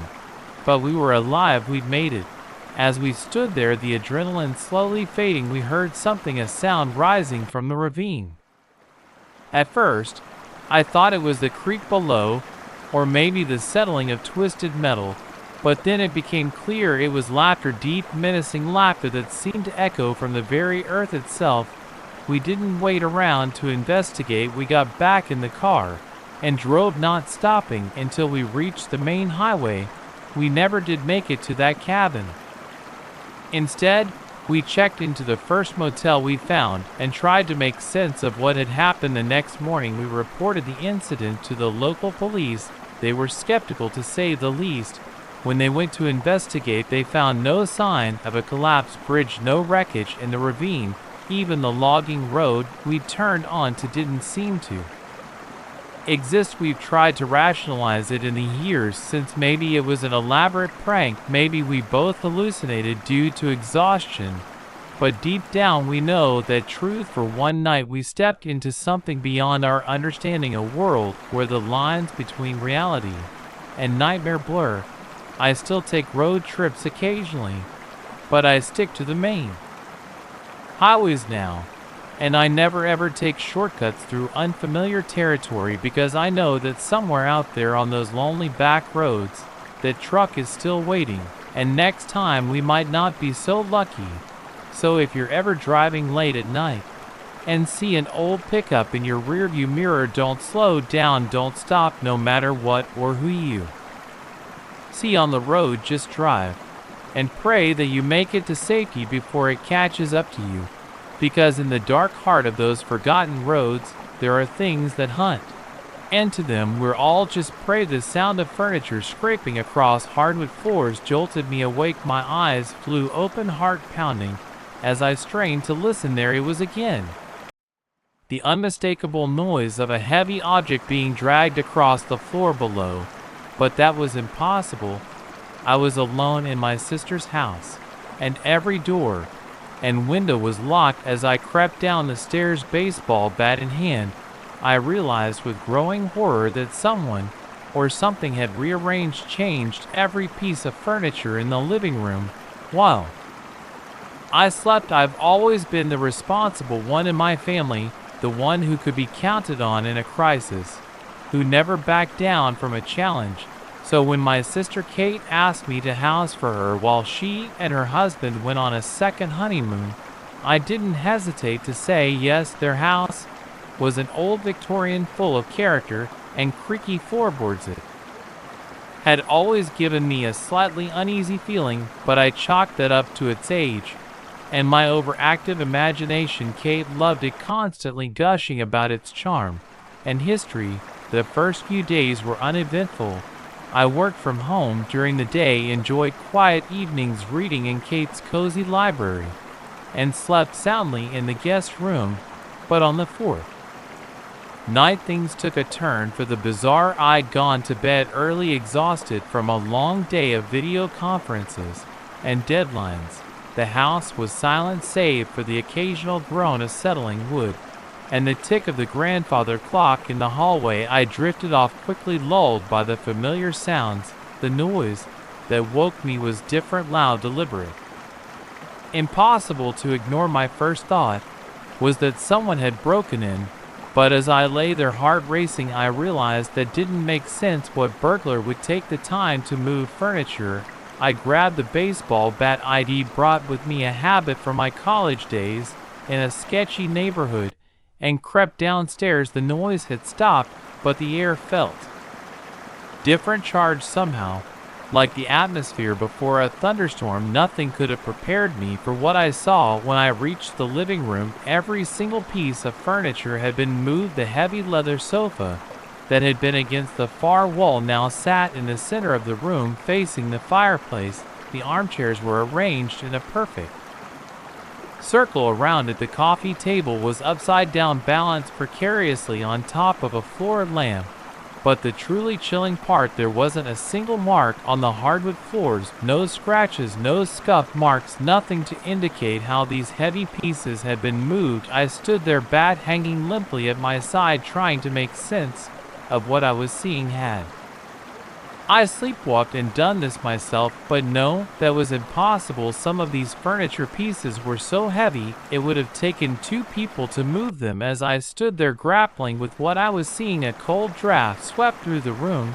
The hairs on the back of my neck stood up, and I had the distinct feeling of being watched. I whirled around back, raised, but there was nothing there, just the empty hallway leading back to the stairs. I spent the rest of the night sitting in the rearranged living room, lights blazing, jumping at every creak and groan of the old house. When dawn finally broke, I practically ran outside, desperate for fresh air and sunlight. I spent most of that day debating whether to call Kate. On one hand, I didn't want to ruin her vacation over what could be an elaborate prank, a stress-induced hallucination. On the other hand, if something truly strange was happening in her house, she deserved to know. In the end, I decided to wait. One weird occurrence didn't necessarily mean anything. I'd stay alert, and if anything else happened, I'd tell her. I shouldn't have waited. The next night, I made sure to double-check every lock before bed.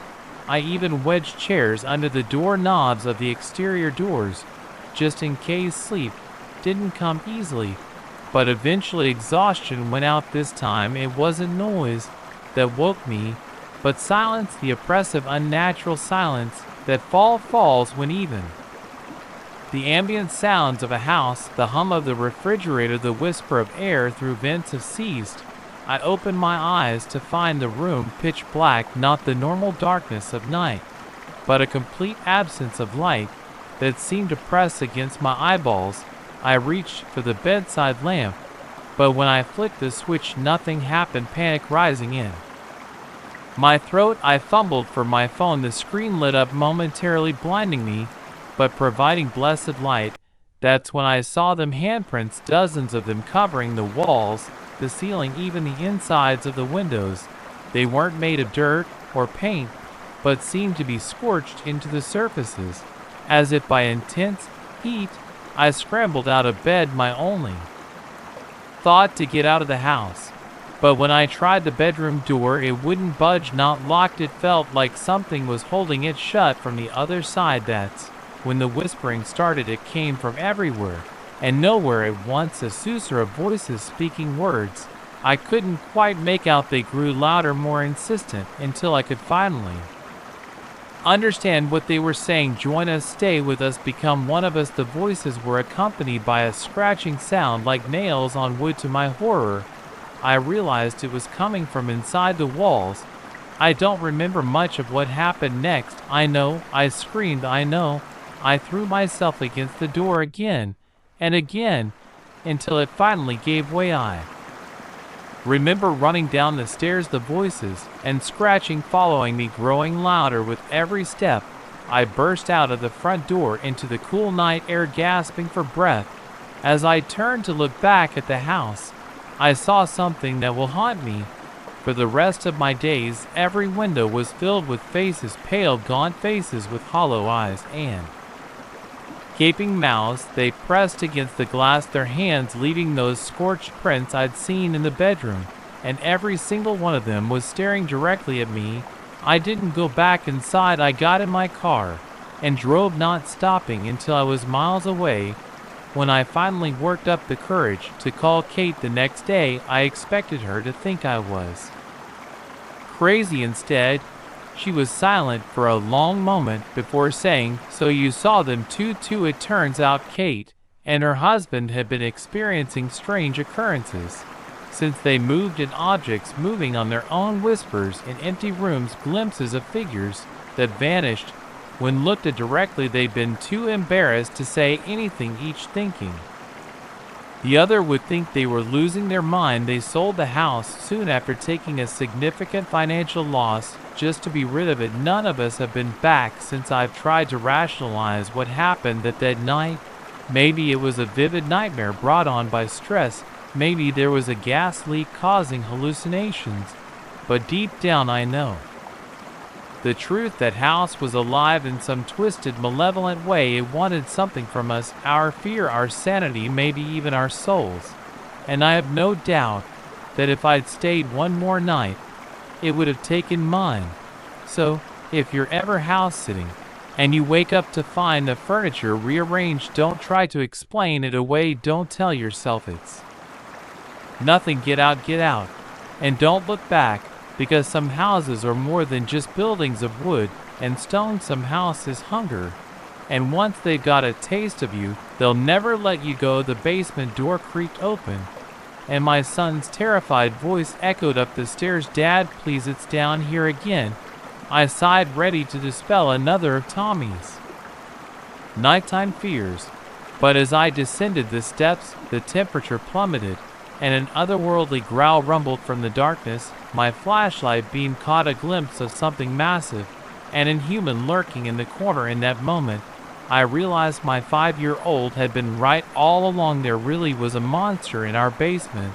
I've always prided myself on being a rational man. As a software engineer, logic and reason are the cornerstones of my world. So when my son Tommy started talking about the monster in our basement, I chalked it up to an overactive imagination. After all, isn't that what kids do? Create fantastical stories to make sense of the world around them. It started about a month after we moved into our new home, a charming colonial-style house in a quiet suburb. It seemed perfect for our little family. My wife Sarah fell in love with the spacious kitchen. I was sold on the home office with built-in bookshelves. And Tommy was excited about everything from the big backyard to the creaky attic stairs, everything that is except the basement. From day one, he was reluctant to go down there. At first, we thought it was just the usual childhood fear of dark and unfamiliar spaces. We tried everything, leaving the lights on, going down with him, even letting him decorate one corner as a play area. Nothing worked. Then the nightmares started. Tommy would wake up screaming, claiming the basement monster was in his room. We'd rush in to find him huddled under his blankets, pointing at empty corners and sobbing about glowing red eyes and sharp teeth. Sarah wanted to take him to a child psychologist, but I convinced her to wait. It's just a phase. I said he'll grow out of it. But as the weeks went by, Tommy's fear only intensified. He refused to be alone on the ground floor of the house, always keeping one eye on the basement door. He stopped playing in the backyard, saying the monster watched him through the small ground level windows. I tried to be patient, to be the understanding father, but I'll admit it started to wear on me. The constant reassurances, the sleepless nights, the way Tommy's fears seemed to cast a shadow over our entire household.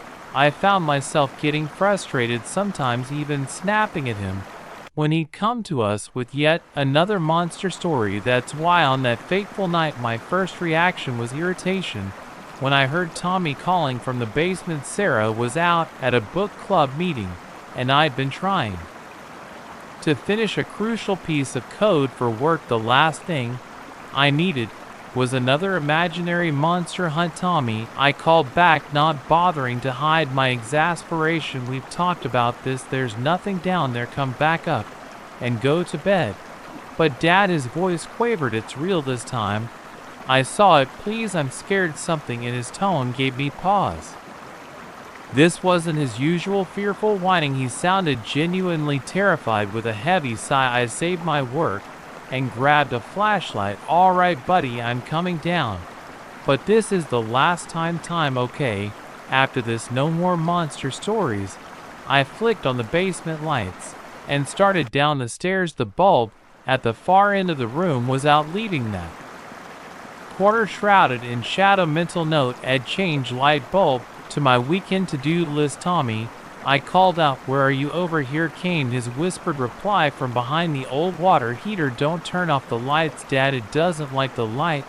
I was about to launch into another lecture about imagination versus reality when I felt it, a sudden drastic drop in temperature, as if I'd stepped into a walk-in freezer. My breath misted it in front of me, and I felt goosebumps rise on my arms.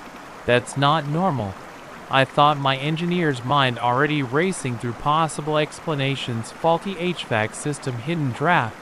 But then, I heard it, a low rumbling growl that seemed to come from everywhere and nowhere at once. It was unlike anything I'd ever heard before, not quite animal, not quite human, but something other. My flashlight beam darted around the room, more erratic than I'd like to admit. That's when I saw it, just for a second, in the far corner, where the shadows were deepest. Something moved, something big. I caught a glimpse, of course, added for a flash of teeth, too many and too sharp to belong to any animal I knew. And the eyes, God, the eyes, glowing red, filled with an intelligence and malevolence that froze the blood in my veins. In that moment, every rational explanation I clung to evaporated. This was no trick of the light, no overactive imagination. This was real, and it was in my basement. Tommy, I whispered, my voice shaking. Come here slowly. I heard his shuffling footsteps as he crept out from behind the water heater. My paternal instincts kicked in, overriding my fear. I had to get him out of here. When I count to 3, I said, trying to keep my voice calm, we're going to run up the stairs. Okay, 1, 2. I never got to 3 with a roar that shook dust from the ceiling. The thing in the corner lunged. I caught a blur of movement, a sensation of overwhelming mass and power hurtling towards us. Run! I screamed, scooping Tommy up and bolting for the stairs. I took them 2 at a time, my son clutched tightly to my chest. I could feel it behind us, hot fetid breath on the back of my neck, claws scrabbled on the wooden steps, splintering them. As it gave chase, we burst through the basement door into the kitchen. I slammed it shut and threw the dead bolt, knowing even as I did so that it wouldn't hold for long. Sure enough, something massive slammed into the other side of the door, the wood-buckled hinges screaming in protest. Call Mom, I told Tommy, setting him down. Tell her not to come home, then get out of the house and run to the neighbors. Don't stop, don't look back. Do you understand? He nodded, tears streaming down his face. I hated to send him out alone, but I knew he'd be safer outside than in here with whatever this was. As Tommy ran for the front door, I grabbed the largest knife from the kitchen block, a poor weapon against the monstrosity I had seen, but it was better than nothing. The basement door shuddered under another impact, cracked spiderwebbed across its surface. One more hit, I realized, and it would be through. I stood, my ground knife raised. As the door finally gave way, the thing that emerged was somehow even more terrifying in full light. It was massive, easily 7 foot tall, with a body that seemed to be a patchwork of different animals, the powerful limbs of a bear, the snarling face of a wolf, but distorted wrong, its red eyes fixed on me with predatory focus. What happened next is a blur. I remember swinging the knife, feeling it connect with tough hide. I remember pain as claws raked across my chest, the cacophony of shattering glass and splintering wood. As our battle carried us through the house, I'd like to say I fought bravely, that I single-handedly vanquished the monster, but the truth is I was outmatched. If it hadn't been for the police sirens in the distance, Tommy must have called 911 after reaching the neighbors. I don't think I would have survived. The creature, hearing the approaching sirens, let out a bone-chilling howl. Then, to my amazement, it seemed to dissolve. Its form became insubstantial like smoke, and it seeped away through the cracks in the floorboards. By the time the police arrived, there was no sign of the monster, just a wrecked house and a badly injured, babbling man. I'm sure they thought I was insane or on drugs. Hell, part of me wondered if I was, but I know what I saw, what I fought, and I know it's still out there lurking in the shadows waiting. We moved out the next day, leaving most of our possessions behind. I couldn't bear the thought of staying in that house one more night. We're staying with Sarah's parents now, trying to make sense of what happened. Tommy doesn't talk about the basement monster anymore, but sometimes I catch him staring wildly at dark corners or flinching at unexpected sounds.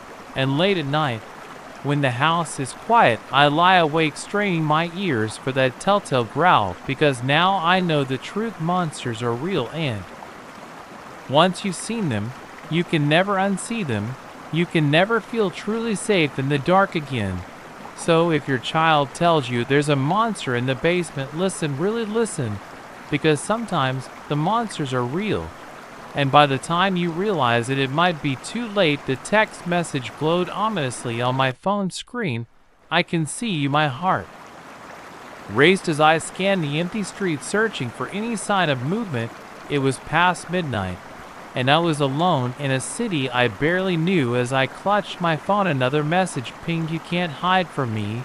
That's when I realized with growing horror that this wasn't just a prank. Someone was watching my every move, and they weren't going to stop until they had me. I've always been a bit of a loner. It's not that I don't like people, I just find it hard to connect sometimes. So when I got the opportunity to transfer to our company's branch in a new city, I jumped at the chance of fresh start. I thought a chance to reinvent myself. The first few weeks were a whirlwind of new experiences, learning the layout of the city, figuring out public transportation, settling into my tiny but cozy apartment. I was so caught up in the excitement of it all that I didn't notice the signs at first. It started small, a feeling of being watched while walking home from work, footsteps that seemed to echo mine only to disappear. When I turned around, I brushed it off as paranoia, the natural unease of being in an unfamiliar place. Then came the hang-up calls, always late at night, always from a blocked number. I'd answer, hear nothing but breathing on the other end, and then the line would go dead. After the third time, I stopped picking up. I should have paid more attention, should have trusted my instincts, but I was so determined to make this new life work that I ignored the red flags waving frantically in my face. It all came to a head on a Friday night. I'd forced myself to go out to try and be social. There was a bar near my apartment that I'd been meaning to check out. I nursed a beer at the counter, making awkward small talk with the bartender, when my phone buzzed. Unknown number. "Blue really isn't your color." I frowned, looking down at my blue shirt. How could anyone know what I was wearing? I glanced around the bar, but no one seemed to be paying any attention to me. Another buzz. "You should go home now. It's not safe out tonight." A chill ran down my spine, and I paid for my drink and left, trying to appear calm. While my heart raced, the street outside was mostly empty, just a few other late-night wanderers like myself. That's when the messages started coming rapid fire. "Turn left at the next corner. Don't look behind you." I said, "Don't look." I couldn't help it. I looked. There was nothing there, just an empty sidewalk stretching into darkness. My phone buzzed again. "I warned you not to look. Now you've ruined the game." "Game? What game?" I picked up my pace, no longer trying to hide my fear. I was about 3 blocks from my apartment. If I could just make it home. "You can't hide from me in your little box. I know where you live." I stopped dead in my tracks. They knew where I lived. Suddenly going home seemed like the worst possible idea. I turned abruptly, deciding to head for the Elite Diner. I'd noticed a few streets over. Maybe if I was around other people I'd be safe. Clever, but it won't work. How did they know? Were they following me? I spun around, searching desperately for any sign of my stalker. The street remained stubbornly empty. I broke into a run, no longer caring about appearing calm. My footsteps echoed loudly in the quiet night, but I couldn't hear anyone behind me, just the incessant buzzing of my phone. "Run all you want. You can't escape. I see you, little mouse," scurrying so frantically. "Do you feel your heart racing, the fear coursing through your veins? It's intoxicating." I burst into the diner, startling the lone waitress behind the counter. "Please," I gasped. "I need help. Someone's following me." She looked concerned, reaching for the phone. "Do you want me to call the police?" Before I could answer, my phone buzzed again. I looked down, my blood turning to ice as I read the message. "Tell her everything's fine, or the nice waitress might have an unfortunate accident on her way home tonight." I swallowed hard, forcing a smile. "I'm sorry," I told the waitress. False alarm. "I think I just got spooked by some shadows. Could I get a coffee, please?" She nodded, still looking worried, but put down the phone. I slid into a booth, trying to control my shaking hands. For the next hour, I sat there, jumping at every sound. My phone remained mercifully silent. But the relief was short-lived. As soon as I stepped out of the diner, it buzzed again. Did you enjoy your little break? Ready to play again? I couldn't take it anymore. I dialed 911. But before I could hit call, another message came through. I wouldn't do that if I were you, unless you want your family to suffer the consequences. Attached was a photo of my parents' house. It had been taken recently. I could see the new flowers my mom had planted just last month. How I whispered, my finger hovering over the call button. I know everything about you, your fears, your dreams, your dirty little secrets. Do you really want to test me? I lowered the phone, defeated. What could I do? Go to the police and risk my family's safety? Keep running aimlessly through a city I barely knew? As if reading my thoughts, another message came through. There's only one way this ends. Come to the abandoned factory on 7th Street. Come alone, or others will pay the price. I knew it was a trap. Every movie I'd ever watched, every book I'd ever read, screamed that this was a terrible idea. But what choice did I have? The factory loomed before me, a hulking shadow against the night sky. Broken windows gaped like hungry mouths, ready to swallow me whole. I hesitated at the entrance, my instinct screaming at me to turn back. My phone buzzed one last time. I'm waiting, taking a deep breath. I stepped inside. The air was thick with dust and the musty smell of decay. My footsteps echoed ominously as I made my way deeper into the building. Hello, I called out, my voice sounding small and frightened. I'm here. What do you want from me? A chuckle echoed through the empty space, seeming to come from everywhere and nowhere at once. Oh, sweet little mouse, I want to play. A figure stepped out of the shadows, and I felt my heart stop. It was me, or rather someone wearing a mask of my face. The eyes behind the mask glittered with malice. Who are you? I asked, my voice shaking. Why are you doing this? The figure tilted its head, considering. Who am I? I'm your shadow, your reflection, the dark thoughts you try to hide. As for Wyatt shrugged. Because it's fun. I backed away, my mind reeling. This couldn't be real. It had to be some sort of nightmare. Oh, it's very real, the figure said, as if reading my thoughts. It reached up, slowly peeling off the mask to reveal a face I didn't recognize. Ordinary, unremarkable, the kind of face you'd pass on the street without a second glance. Disappointed, it asked, grinning. Were you expecting some movie monster, some tragic figure from your past? The truth is far more terrifying, isn't it? I'm no one, I'm everyone. I could be anyone you pass on the street. What do you want from me? I asked again, my back hitting a wall. There was nowhere left to run. The figure's grin widened, becoming almost inhumanly large. I told you, I want to play, and the game is just beginning. Suddenly the room was plunged into darkness. I heard movement, felt a rush of air as something passed close by. When the lights flickered back on, the figure was gone. But my phone buzzed one last time. Round one goes. To be ready for round two. I ran from the factory, ran until my lungs burned and my legs gave out. But I knew deep down that there was no escaping. This was just the beginning of a game I never agreed to play, with rules I didn't understand now. As I sit in yet another unfamiliar city, in yet another tiny apartment, I can't help but wonder, is it watching me even now, waiting for the perfect moment to start the next round? Because that's the true horror of it all, not knowing when or where it will strike next, living each day wondering if this will be the day the game begins again. So, if you ever get a text from an unknown number claiming to see you, to know you, don't ignore it, don't try to run, because by then it's already too late. The game has already begun. The first drawing appeared on a Tuesday, a crude sketch of a house engulfed in flames rendered in angry red crayon. I assumed it was Tommy's way of processing our recent move, but as the days passed and the pictures grew more disturbing, I realized with mounting dread that my 5-year-old son wasn't just drawing his fears, he was predicting the future.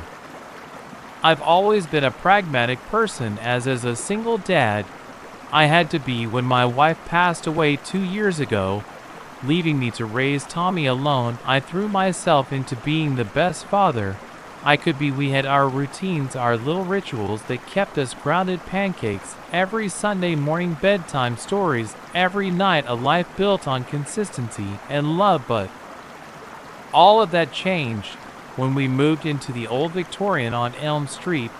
It was a beautiful house full of character and history, the kind of place I'd always dreamed of owning. And with the insurance money from Sarah's death, it was finally within reach. I saw it as a fresh start for Tommy and me, a chance to build new memories in a home that wasn't haunted by the ghost of what we'd lost. Tommy was excited at first. He loved exploring the nooks and crannies of the old house, discovering hidden cupboards and creaky floorboards. But after the first week, something changed. He became quieter, more withdrawn. He started having nightmares, waking up screaming in the middle of the night. I chalked it up to the stress of the move, the unfamiliarity of a new home. I did my best to comfort him, to reassure him that everything was okay, but deep down, I couldn't shake the feeling that something was off. Then came the drawings. It started, and oddly enough, Tommy had always loved to draw, filling sketchbook after sketchbook with colorful scenes of our family, our dog, his friends from school. But these new pictures were different, darker, more intense. The first one, the burning house, made me pause. It was unlike anything he'd drawn before, all harsh lines and angry scribbles. When I asked him about it, he just shrugged and said, "It's our house, Daddy. That's what's going to happen." I tried to laugh it off, to reassure him that nothing bad was going to happen to our home. But the next day, there was another drawing waiting for me on the kitchen table. This one showed a car crash, stick figures trapped in a mangled wreck, and sure enough, that afternoon, I got a call from my sister. She'd been in an accident, nothing serious, just a fender bender. But the similarity to Tom Mm's drawing sent a chill down my spine. As the days passed, the drawings kept coming: a tree falling on our neighbor roof, a pipe bursting in the basement, each one followed with eerie accuracy by the event it depicted. I tried to rationalize it, coincidence.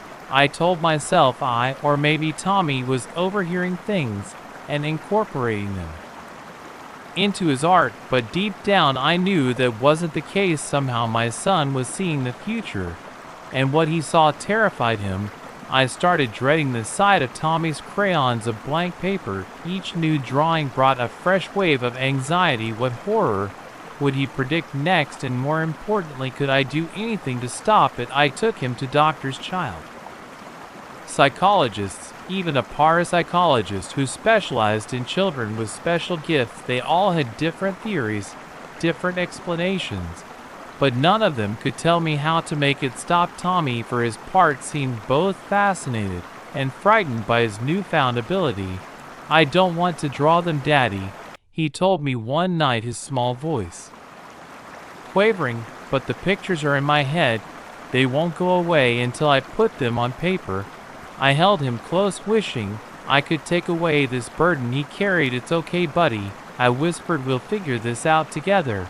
But as the predictions grew more ominous, I found myself struggling to keep that promise. How could I protect my son from visions I couldn't even see? The breaking point came on a stormy Friday night. Tommy had been especially agitated all day, refusing to draw or even pick up a crayon.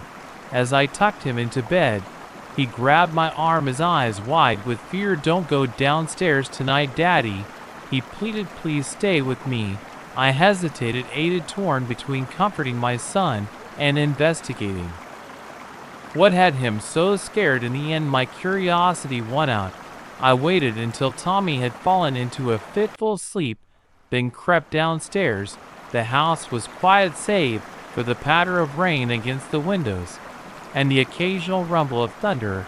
I moved from room to room, searching for what I wasn't sure, some sign, some clue as to what had frightened Tommy so badly. I was in the kitchen when I heard it, a soft scratching sound coming from the basement door. My heart raced as I approached, hand outstretched towards the knob. Just as my fingers brushed the cool metal, a flash of lightning illuminated the room, and there, stuck to the door, with a piece of tape was a drawing I hadn't seen before. It showed a dark figure looming at the top of the basement stairs, and behind it, barely visible in the shadowy background, were dozens of small childlike shapes. I stumbled back, my mind reeling. This couldn't be real. It had to be a nightmare, a product of too many sleepless nights and too much stress. But the scratching continued, growing louder, more insistent, and now I could hear something else: whispers, childish giggles, the sound of small feet pattering on wooden steps. I ran up the stairs, down the hall, to Tommy's room.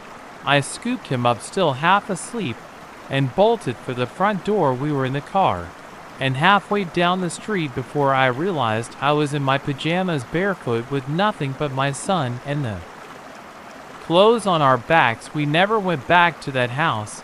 I called a realtor the next day and put it on the market contents, and I couldn't bear the thought of setting foot in there again, of facing whatever was waiting in that basement. We moved in with my sister while I figured out our next steps. Tommy's drawing stopped the vision, seemingly tied to that house on Elm Street, but the fear lingered. Even now, years later, I find myself hesitating at basement doors, straining my ears for the sound of scratching, of childish whispers in the dark. Tommy doesn't remember much of what happened, or if he does, he doesn't talk about it. He's a normal, happy kid now. His drawings full of superheroes and spaceships instead of burning houses and shadowy figures. But sometimes late at night, I hear him whimpering in his sleep, and I wonder what he sees in his dreams, what horrors still linger in the corners of his mind. I don't know if Tommy's gift was real, if he truly saw the future, or if it was all some elaborate hoax orchestrated by whatever dwell in that basement. But I do know this: sometimes the most terrifying monsters are the ones we can't see, the ones that speak to us through the innocence of a child's drawing, warning us of dangers we can't begin to comprehend. So, if your child starts drawing things that make your skin crawl, things that seem to come true in twisted ways, don't ignore it. Don't try to rationalize it away, because by the time you realize the truth, it might be too late. The future is a dark and scary place, and sometimes it's better left undrawn. The baby monitor crackled to life at 3 a.m. But it wasn't my daughter's cries that jolted me awake. It was laughter, deep, masculine, and terrifyingly unfamiliar. I bolted upright, heart pounding, as a chill ran down my spine. My husband was away on a business trip, and I was alone in the house with my 6-month-old. As I crept towards the nursery, the laughter morphed into a chilling whisper. "She's not yours to keep." I've always been a light sleeper, but since Lily was born, my ears had become attuned to the slightest whimper or rustle from her room. Tonight, though, I wished I could unearth what had woken me. With trembling hands, I reached for the baseball bat I started keeping by the bed, a concession to my husband's concerns about me being alone in the house. The hallway stretched before me, dark and menacing, the nursery door at the far end slightly ajar. I tried to rationalize what I'd heard. Maybe it was interference from a neighbor's baby monitor, or a vivid dream lingering on the edge of consciousness. But deep down, I knew better. What I'd heard was real, and it was in my baby's room. As I approached the nursery, the silence was oppressive. No more laughter, no whispers, not even Lily's usual soft breathing. I pushed the door open, slowly, wincing at the slight creak of the hinges. The nightlight cast a soft glow over the room, illuminating Lily's crib in the corner. For a moment, everything looked normal. Then I saw it, a dark figure looming over the crib, its back to me. I froze, the bat slipping from my nerveless fingers and hitting the carpeted floor. With a muffled thud, the figure turned, and I found myself staring into eyes that glowed an unnatural yellow in the dim light. It wasn't human. The proportions were all wrong. Limbs too long, torso too thin, its face, if you could call it that, was a twisted parody of human features, with a mouth that stretched impossibly wide to reveal rows of needle-sharp teeth. "Who are you?" I managed to choke out my voice barely above a whisper. What do you want? The creature's mouth twisted into what might have been a smile. When it spoke, its voice was the same one I'd heard on the monitor, deep, masculine, with an otherworldly echo that made my skin crawl. I've come for what's mine, it said, gesturing towards the crib. The child you call yours, she belongs to us. I felt a surge of protective rage cut through my fear. Like hell she does, I snarled, lunging for the bat. But before I could reach it, the creature moved with impossible speed. Suddenly it was in front of me, its elongated fingers wrapping around my throat. The touch was ice cold and sent waves of numbness spreading through my body. Foolish human, it hissed, its foul breath washing over me. Do you think you can stop us? We've waited centuries for this child. She is the key, the bridge between our worlds. As spots danced in front of my eyes, my mind raced. What was this thing talking about? Lily was just a normal baby, wasn't she? But even as I thought it, memories surfaced. The strange birthmark on her shoulder, shaped like a crescent moon. The way animals reacted to her, either cowering in fear or showing unusual affection. The times I'd walk into her room to find all her toys rearranged. Despite her being too young to do it herself, the creature must have seen the realization in my eyes. It loosened its grip slightly, allowing me to gasp for air. Yes, it said, almost purring, you begin to understand. Your daughter is special, chosen, and now it's time for her to fulfill her destiny. No, I wheezed, clawing at its hand. I won't let you take her. It laughed, the sound sending shivers down my spine. You have no choice in the matter. But don't worry, you won't remember any of this. By morning it will all seem like a bad dream, and in time you'll forget you ever had a daughter at all. As it spoke, I felt a strange heaviness settling over me. My thoughts became sluggish, memories slipping away like sand through an hourglass. I fought against it, desperately clinging to images of Lily, her first smile, the feel of her tiny hand wrapped around my finger, the sound of her laughter. No, I muttered, the word slurred. No, I won't forget. I won't let you. The creature released me, and I slumped to the floor. Through blurring vision, I watched as it glided to the crib and reached in. Lily, who should have been screaming at the presence of this monster, was eerily quiet as it lifted her, cradling her against its chest. Lily's eyes opened, and to my horror they glowed with the same unearthly yellow light as the creature's sleep. Now, it said, its voice seeming to come from very far away. Forget. I fought against the encroaching darkness with every fiber of my being. I couldn't let this happen. I couldn't lose my baby. With a Herculean effort, I pushed myself to my knees. Lily, I called out, my voice weak but determined. Lily, I love you. I'll find you, I promise. The creature paused at the window, turning to look at me with what almost seemed like respect. Impressive, it murmured. Your love is strong, but it won't be enough. As it stepped out into the night, Lily still clutched in its arms, I felt the last of my strength give way. I collapsed to the floor, darkness closing in around me. I woke the next morning in my bed, head pounding, with only vague memories of a nightmare.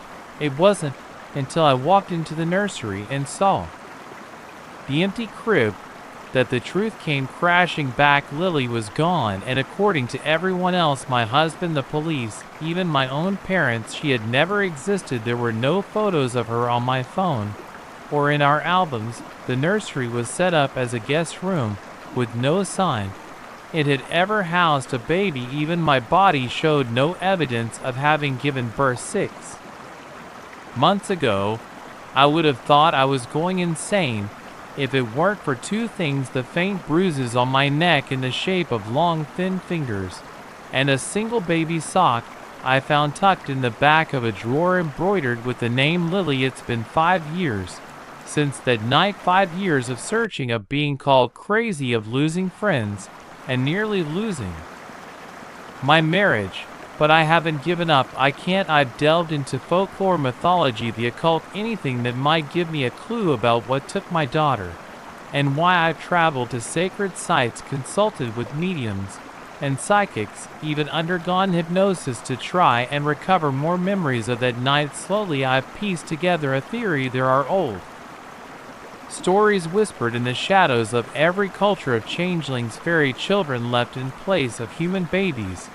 But Lily wasn't replaced, she was taken. Because she was already part of their world somehow. A bridge, the creature had called her. But a bridge to what I don't have all the answers yet. But I'm getting closer. And no matter how long it takes, no matter what I have to do, I'll find my daughter, I'll bring her home.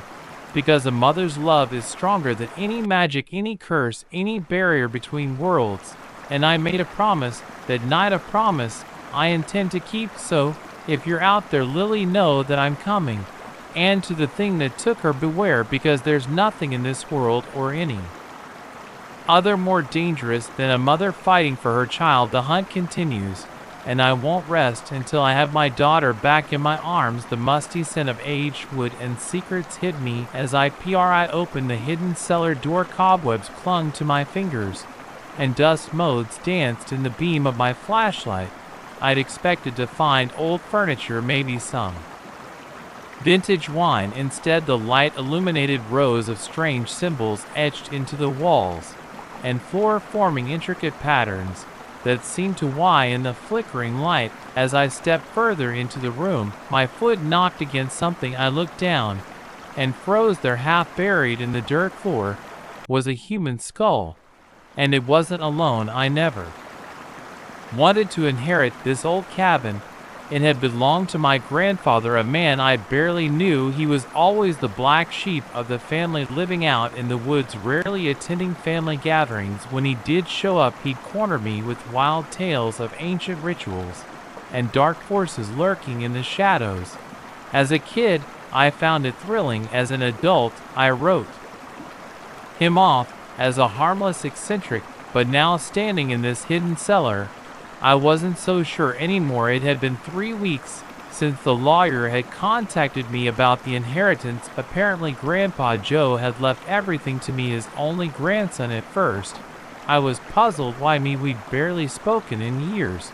But as the sole beneficiary, it fell to me to sort through his belongings and decide what to do with the property. The cabin itself was nothing special, a small 2-bedroom structure tucked away in a dense forest miles from the nearest town. It was rustic, to put it kindly. No electricity, no running water, just a wood stove for heat, and a well out back for water. I'd spent the first few days cleaning, sorting through old papers and books, most of which seemed to be about obscure occult topics. I'd found it mildly interesting, but didn't think much of it. Grandpa had always been into weird stuff. It wasn't until I noticed the slight unevenness in the floorboards of the main room that things took a turn. A hidden trapeze so well disguised I would have missed it if I hadn't dropped a pen and watched it roll into a nearly invisible crack. Now standing at the bottom of a narrow staircase, I was beginning to wish I'd never found it. The cellar was larger than I expected, stretching beyond the footprint of the cabin. Above, the air was thick and stale, carrying an odd metallic scent. Beneath, the musty odor of decay. My flashlight beam caught glints of metal here and there, strange implements hanging on the walls, their purpose unclear, but undoubtedly sinister. I moved deeper into the room, careful to avoid the skull I'd first encountered. As my eyes adjusted to the gloom, I realized with growing horror that there were more, dozens more. Some were clearly ancient, little more than fragile bone. Others seemed fresher. The symbols on the walls drew my attention next. They were unlike anything I'd ever seen before. Not quite hieroglyphics, not quite runic. They seemed to shift and change as I looked at them, making my head spin. If I focused too long on any one section, into the center of the room stood a large stone altar, its surface stained dark with what I desperately hoped wasn't blood. Carved into its face was a single word in English: gateway. My grandfather's voice echoed in my memory, one of his old stories, suddenly taking on new terrifying meaning. The veil between worlds is thin in some places, boy, he told me once, and with the right knowledge, the right sacrifice, it can be torn open.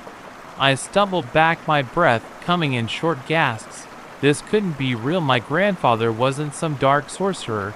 He was just a crazy old man who lived in the woods, wasn't he? As if in answer to my unspoken question, a gust of wind swept through the cellar. Despite there being no obvious source, the symbols on the walls began to glow with a sickly green light pulsing in a rhythm that seemed to match my racing heartbeat. I turned to run, but the staircase was gone. Where it had been was now just a solid wall, the same strange symbols covering its surface. I was trapped. Panic clawed at my throat as I spun around, searching desperately for another way out. That's when I saw it, a shadow darker than the surrounding gloom detaching itself from the wall. It moved with a fluid grace that was decidedly inhuman, gliding across the floor towards me. As it drew closer, features began to form. A face emerged from the darkness. But it wasn't a face that belonged in this world. Too many eyes arranged in impossible patterns. A mouth that opened to reveal row upon row of needle-sharp teeth. Welcome, air, it said, its voice a rasp that seemed to come from everywhere and nowhere at once. We've been waiting for you. I pressed myself against the wall, my mind reeling. What you? I managed to choke out the thing's mouth, twisted into what might have been a smile. We are the guardians, the keepers of the gate.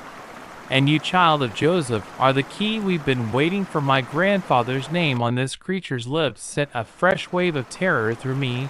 I don't understand, I said, my voice shaking. What key? What gate? The shadow creature glided closer, its form rippling like smoke in the wind. Your grandfather began the work, but he was insufficient. The bloodline was not strong enough in him. But you have reached out, with a tendril of darkness brushing against my cheek. I shuddered at the touch, cold as the grave. You have the power to open the way. Images flashed through my mind, visions of other worlds, of creatures beyond imagination. I saw vast cities of impossible geometry, heard the screams of beings that had never known human form, and I understood with a clarity that threatened to shatter my sanity what my grandfather had been trying to do. He had been attempting to open a portal to another dimension, a realm of chaos and madness that would consume our world if released, and somehow, through some quirk of genetics or cosmic fate, I was the one who could succeed where he had failed. No, I said, surprised by the strength in my voice. I won't do it. I won't help you. The creature's many eyes blinked in unison, an unsettling sight. You misunderstand, air. You have no choice in the matter. The ritual has already begun. As if on cue, pain lanced through my body. I looked down to see the symbols from the walls appearing on my skin, burning themselves into my flesh. I screamed, the sound echoing off the stone walls. The shadow creature watched impassively as I writhed in agony. Embrace it, it hissed. Let the power flow through you. Open the gate and take your place as ruler of both worlds. Part of me, I'm ashamed to say, was tempted. The promise of power, of knowledge beyond human comprehension, was intoxicating. But as the pain reached a crescendo, another voice cut through the chaos in my mind, my grandfather's voice, not as I remembered it, but clear and strong. Resist, boy, the power is yours to control. You can end this. With a Herculean effort, I focused my will. The burning sensation in my skin intensified, but instead of giving into it, I pushed back. The symbols began to fade, retreating from my flesh. The shadow creature shrieked, a sound that threatened to shatter my eardrums. No, you cannot deny your destiny. But I could. I did. With one final push, I felt something snap inside me. The symbols vanished entirely, taking within the oppressive energy that had filled the room. The shadow creature, with its form dissolving like mist in sunlight.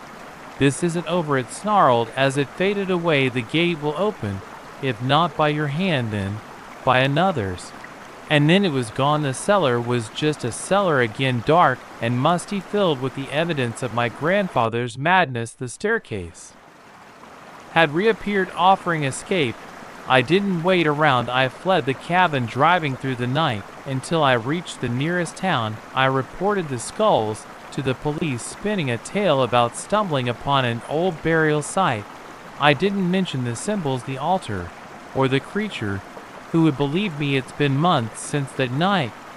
but I still wake up in a cold sweat, the echo of that unearthly shriek ringing in my ears. I've done my best to move on, to forget, but I can't shake the feeling that it's not over. Sometimes, when I catch my reflection in a mirror, I swear I can see those symbols flickering beneath my skin, and in my darkest moments, I wonder, did I really stop the ritual, or did I just delay the inevitable? One thing's for certain, I'll never look at my family history the same way again, because now I know that some inheritances are better left unclaimed, and some doors are meant to stay closed forever. The phone rang at exactly 3:17 a.m. Its shrill tones slicing through the silence of the empty house. I fumbled for the receiver, my heart racing. "Hello," I whispered, half expecting to hear my boss's voice with some late-night work emergency. Instead, a child's voice, faint and echoing, answered. "Help me, I'm trapped inside the walls."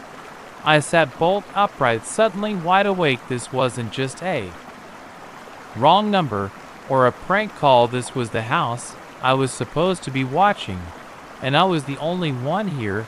I've always been the dependable one, the friend everyone calls when they need a favor, so when my boss asked if I could house sit for her while she was on vacation, I didn't hesitate to say yes. It was a beautiful home, far nicer than my cramped apartment, and I figured a week of luxury would be a nice change of pace. The first few days were uneventful. I worked from home, enjoying the spacious office with its view of the manicured backyard. In the evenings, I'd explore the house, marveling at the antique furniture and the artwork that probably cost more than I made in a year. But as the week wore on, I started to notice things, little oddities that were easy to dismiss at first. The temperature would drop suddenly in certain rooms, only to return to normal moments later. I'd hear creaks and groans that seemed too loud to be just an old house settling. Once, I could have sworn I saw movement out of the corner of my eye, but when I turned to look, there was nothing there. I told myself I was being silly, that my imagination was running wild in an unfamiliar place.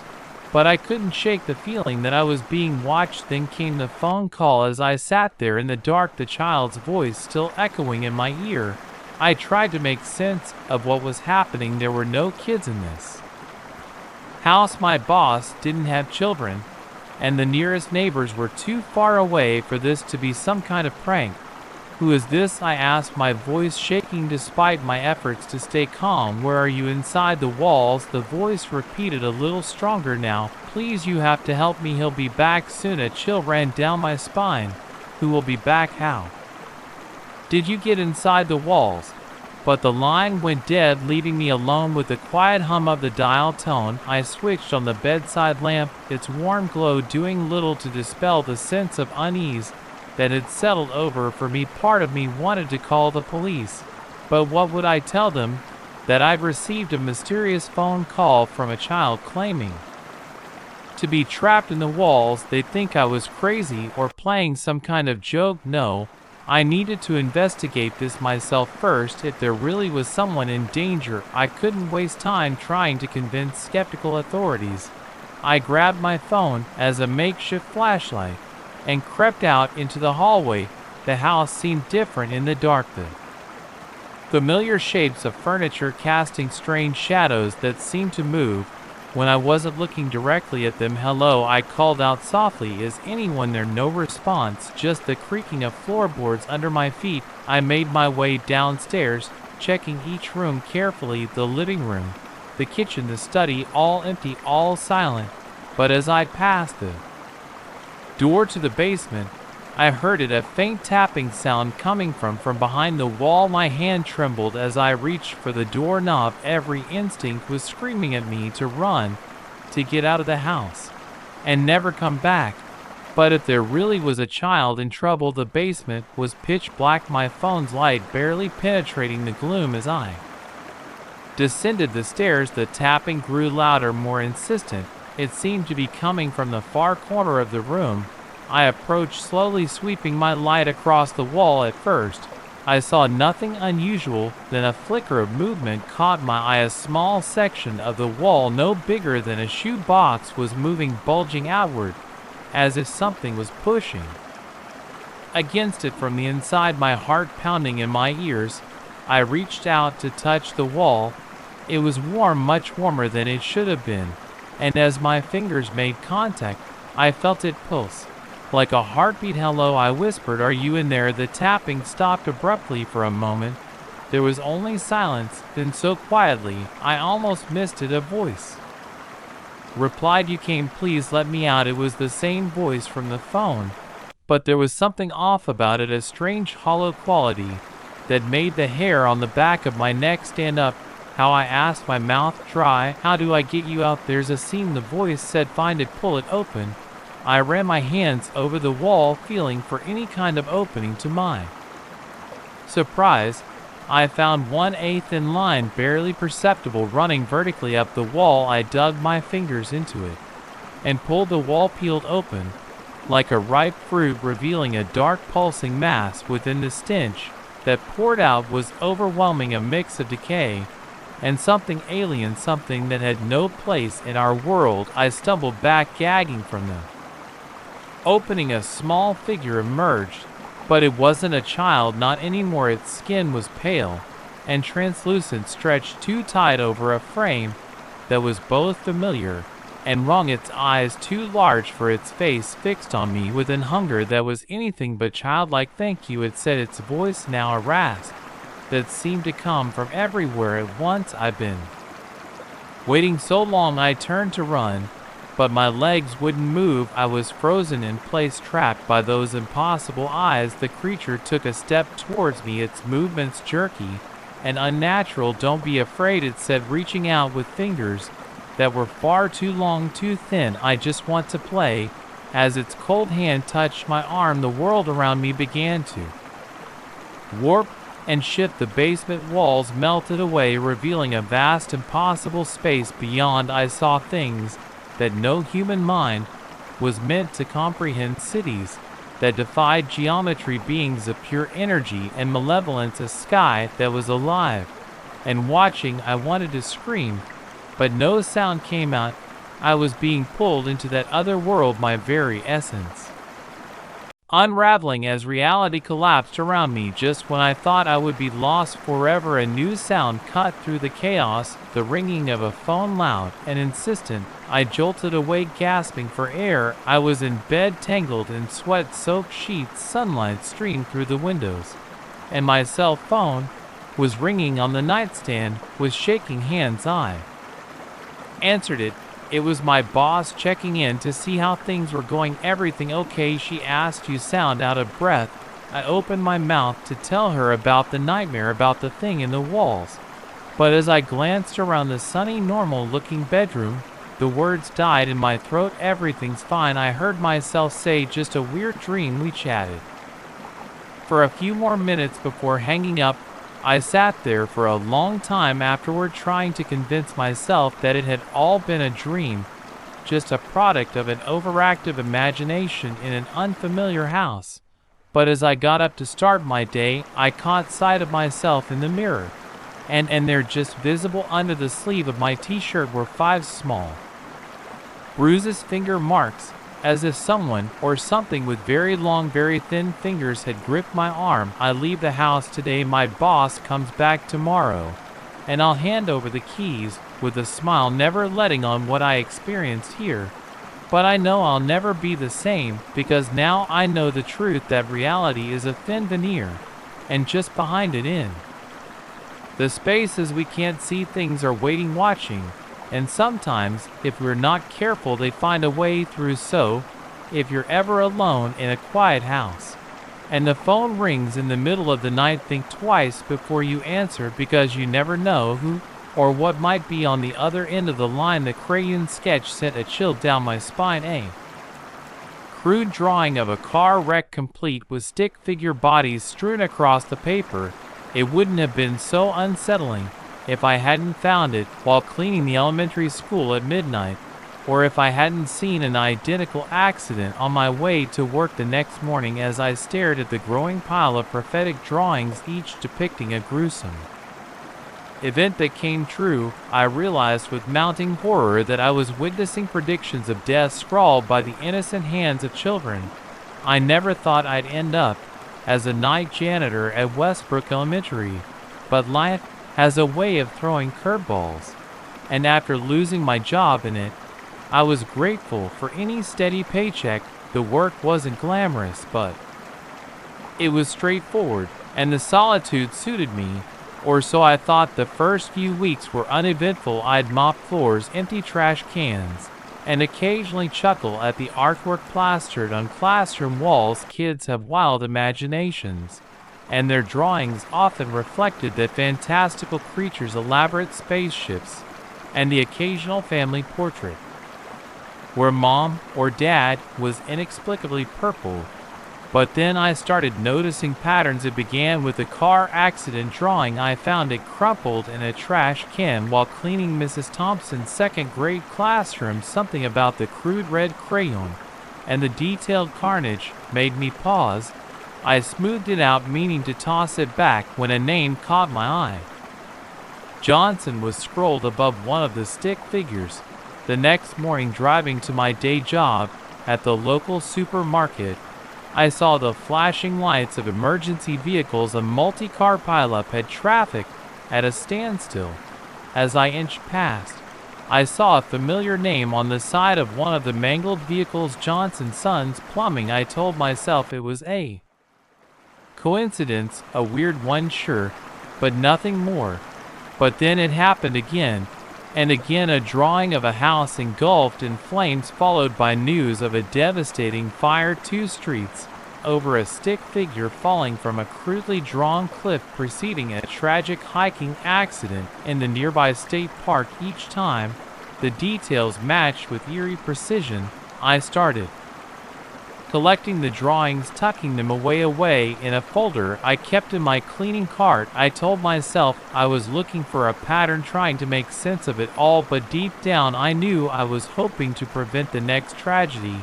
As the weeks passed, my anxiety grew. I found myself dreading each shift, wondering what horrors I'd uncover in the innocent scribbles of children. I couldn't sleep, couldn't eat. The weight of this knowledge was crushing me. I tried to rationalize it. Maybe the kids were drawing things they'd seen on the news or overheard from adult conversations.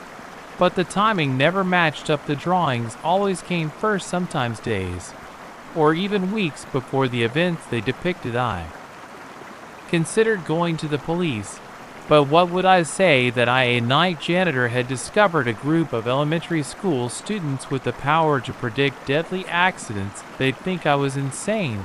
So I kept quiet, watching and waiting, my folder of mob prophecies growing thicker by the day.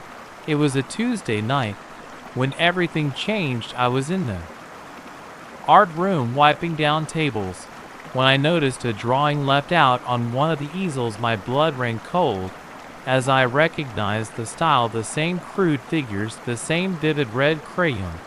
But this was different, bigger, more detailed. It showed the school itself surrounded by stick figure children, and above them all a massive dark shape loomed, its maw open wide, as if to swallow them whole. At the bottom, in childish scrawl, were the words, "Tomorrow lunchtime."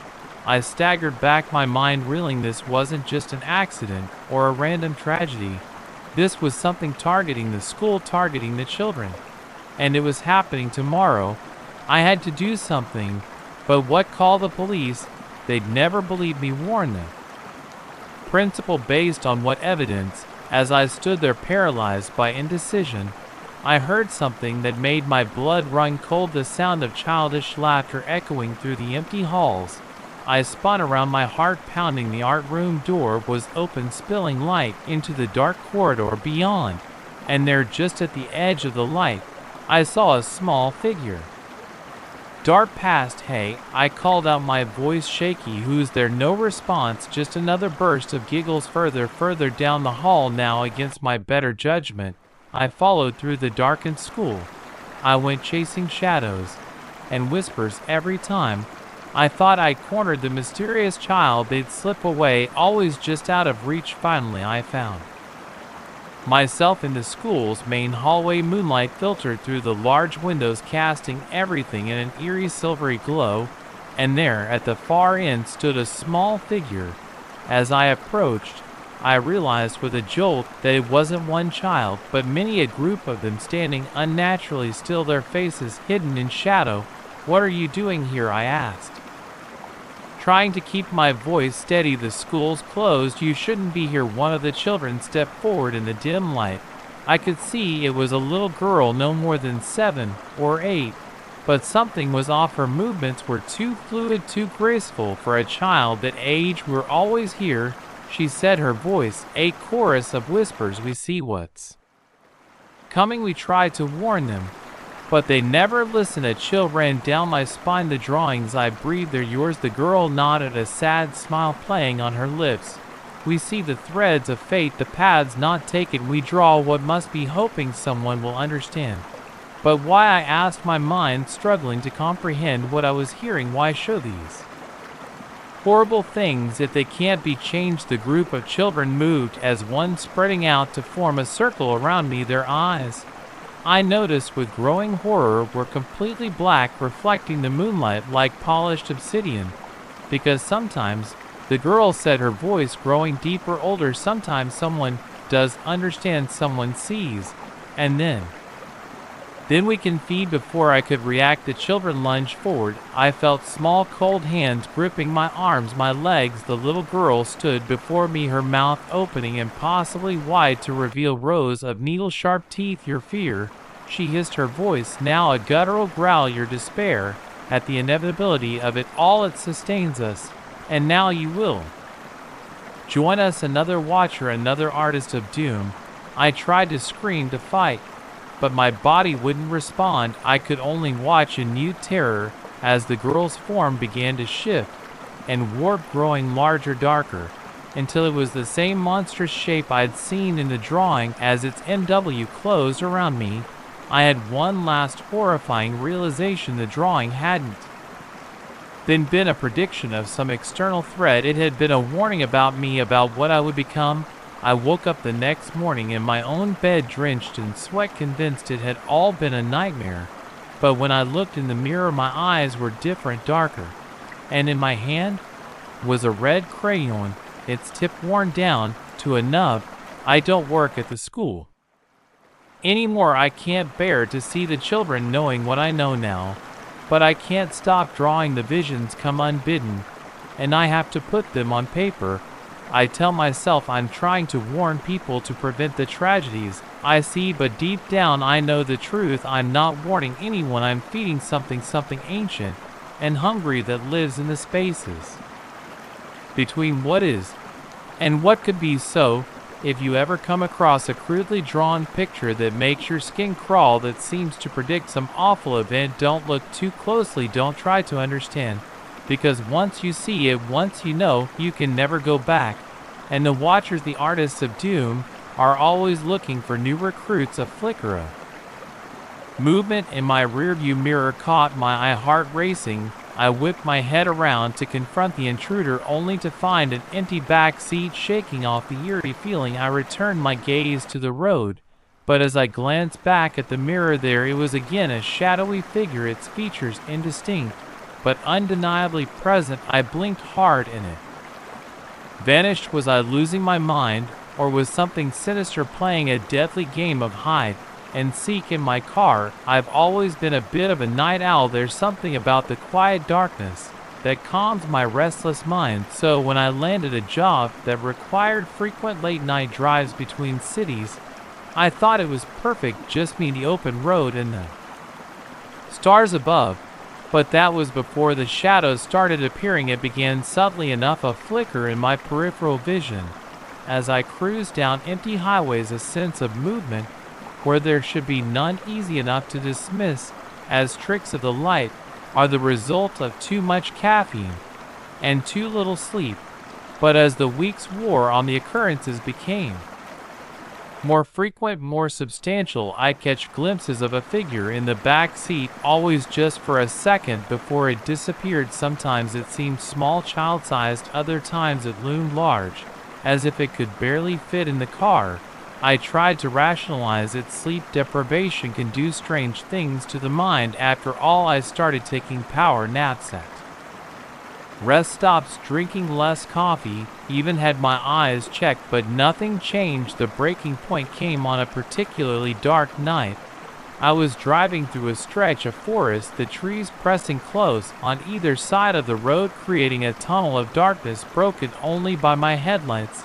The radio had long since devolved into static, so I drove in silence, the rhythmic hum of tires on asphalt my only companion, until I heard the whisper pull over. The voice came from right behind me, so close I could almost feel the breath on my ear. I jerked the wheel, the car swerving dangerously. Before I regained control, my heart pounded as I glanced in the rearview mirror, but once again, the back seat was empty. Hands shaking, I pulled into the next rest stop I saw. I needed a moment to collect myself, to convince myself I wasn't going crazy. The parking lot was deserted, a single flickering light illuminating the shabby bathroom building and a few picnic tables. I sat there for a long time, engine idling, staring into the darkness beyond my windshield. Part of me wanted to call someone, to hear a friendly voice and be reassured that I was still tethered to reality. But who would believe me? Just as I had worked up the courage to start driving again, I saw it, a figure standing at the edge of the light cast by my headlights. It was tall, impossibly tall, its proportions all wrong for a human, and it was looking directly at me. I froze, my hand halfway to the gear shift. The figure took a step forward, then another. As it moved into the light, I could see that its form was constantly shifting, as if it couldn't decide what shape to take. One moment it was tall and spindly, the next squat and bulbous. My paralysis broke, and I threw the car into reverse tires, squealing as I peeled out of the parking lot. In my rearview mirror, I saw the figure standing where I had been, its head turned to follow my retreat. I drove for hours after that, too terrified to stop. Every shadow on the road seemed to move, every reflective surface potentially hiding that shapeless horror. When the sun finally rose, I breathed a sigh of relief, feeling foolish in the light of day. But my relief was short-lived, because now, even in broad daylight, I can see them, shadows that move against the flow of traffic, faces and windows that disappear when I look directly at them. And always that sense of being watched. I've tried to quit my job to stop the endless nights on the road, but somehow I always find myself behind the wheel again. It's as if the road itself is calling to me, pulling me back. Or maybe it's them, whatever they are, compelling me to return. I've done research, dug into folklore and urban legends. I found stories of phantom hitchhikers, of roads that lead to other dimensions, but nothing quite matches what I've experienced. The worst part is the uncertainty. Are these things real, or am I slowly losing my grip on sanity? There are moments when I'm sure it's all in my head, that I'm suffering from some sort of progressive delusion, but then I'll see something impossible reflected in my side mirror, or hear that whisper again, and all doubt vanishes. I've taken to talking to them, sometimes these shadowy passengers of mine, on long, lonely stretches of highway. I'll ask them questions. Who are you? What do you want? Why me? They never answer, not directly, but sometimes I'll catch a snatch of whispered conversation, or a laugh that sounds almost human. Once, I swear I heard a child singing a nursery rhyme, the sound coming from the empty seat beside me. I've tried to document my experiences. I've set up dash cams, used my phone to record my drives. But whenever I review the footage, it's always the same, just me alone in the car talking to myself. Whatever these things are, they don't show up on camera. Last week something changed. I was driving my usual route when I noticed another car on the road, the first I'd seen in hours. As I passed it, I glanced over, and felt my blood run cold. The driver was staring straight ahead, his face a mask of terror, and in his back seat, clearly visible, was one of the shadow figures.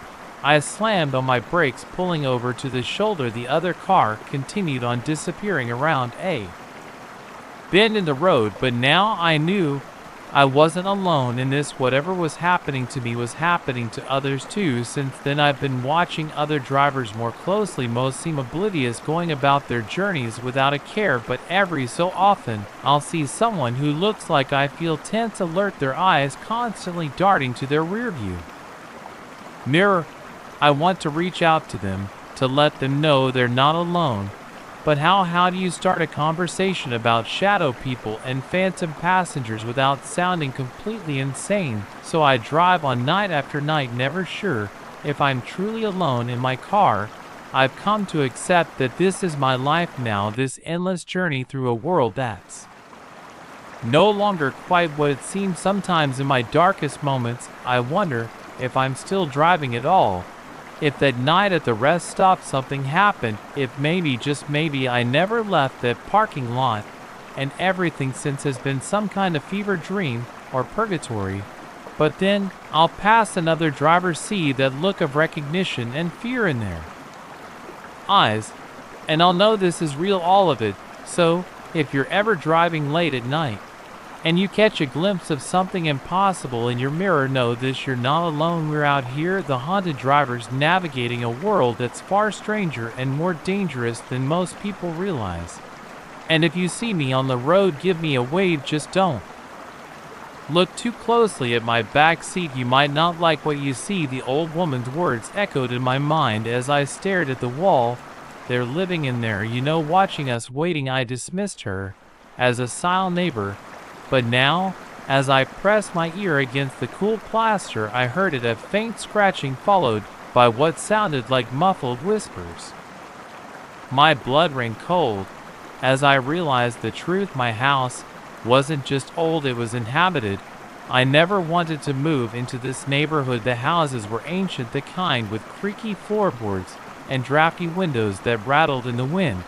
But as a newly divorced father with joint custody of my 10-year-old daughter Lily, my options were limited. The rent was cheap, and it was close to her school. I told myself it was temporary, just until I got back on my feet. The first few weeks were uneventful.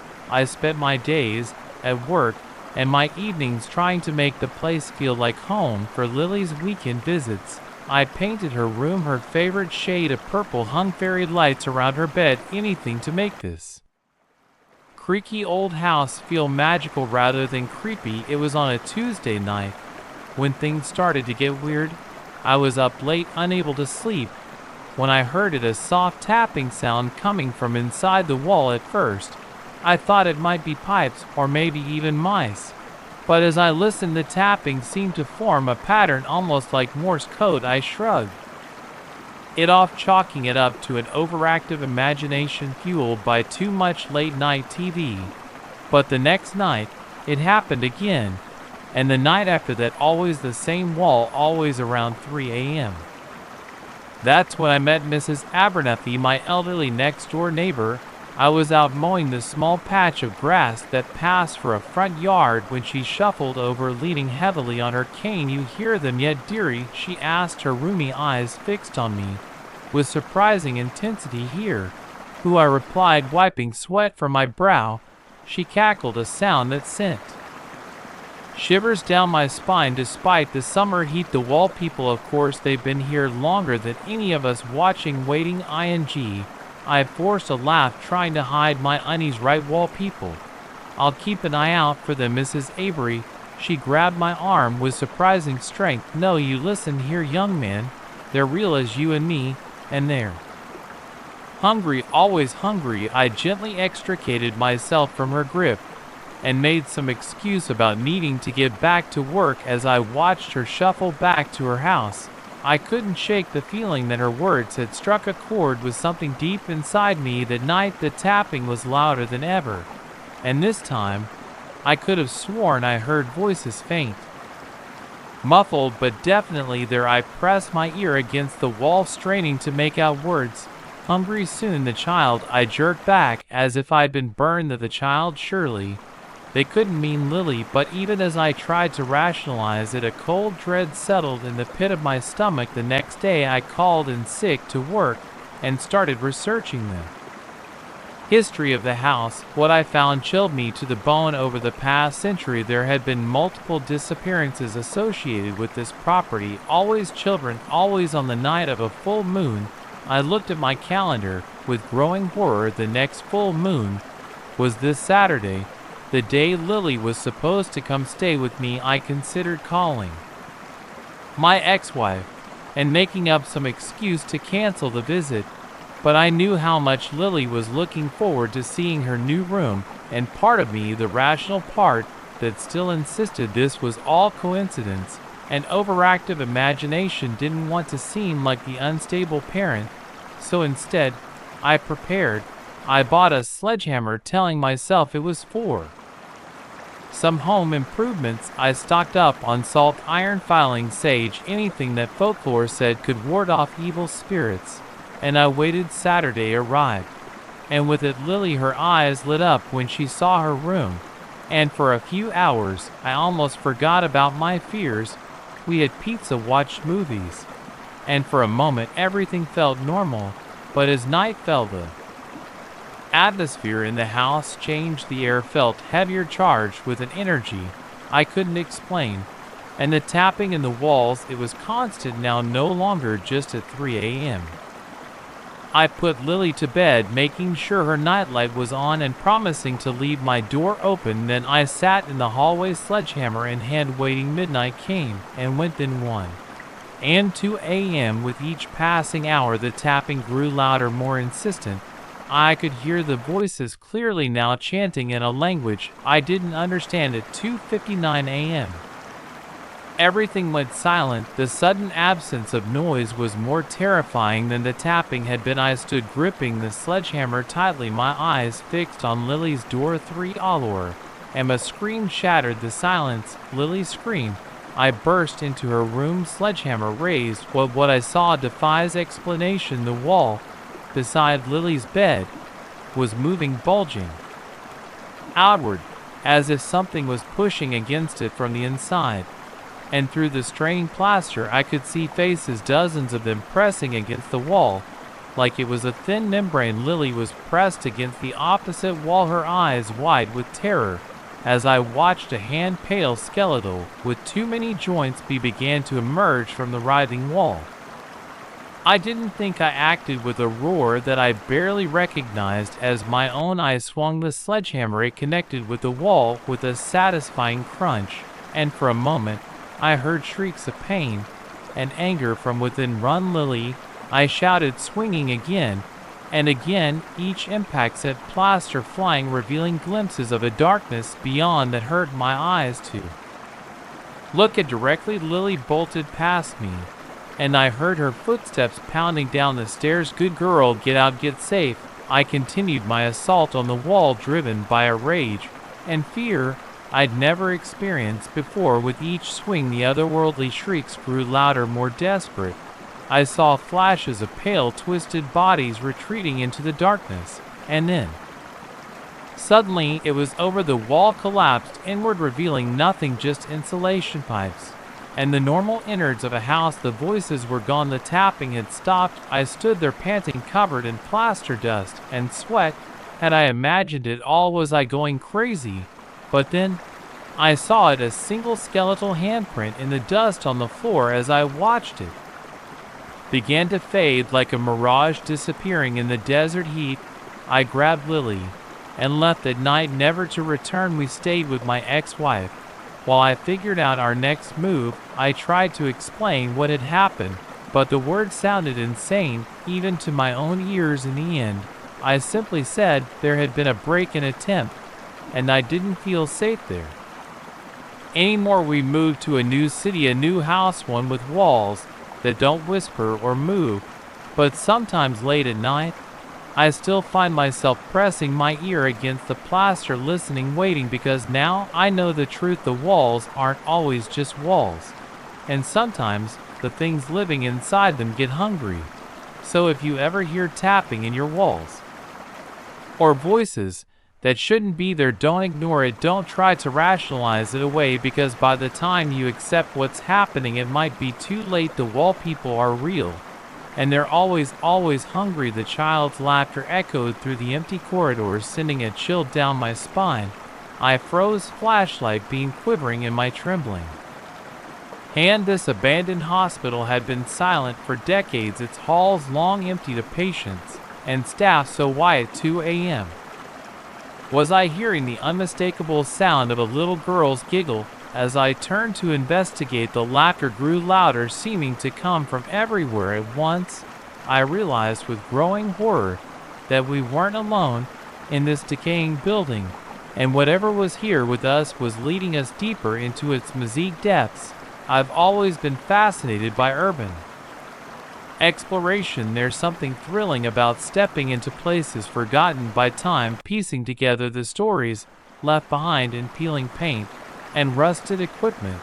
So when my best friend Jake Toes suggested we check out the old Blackwood Psychiatric Hospital, I jumped at the chance. The hospital had been abandoned for over 40 years, shut down after a series of scandals and patient deaths. Local legends spoke of hauntings of tortured souls unable to find rest. I'd always taken such stories with a grain of salt, viewing them as nothing more than colorful local folklore.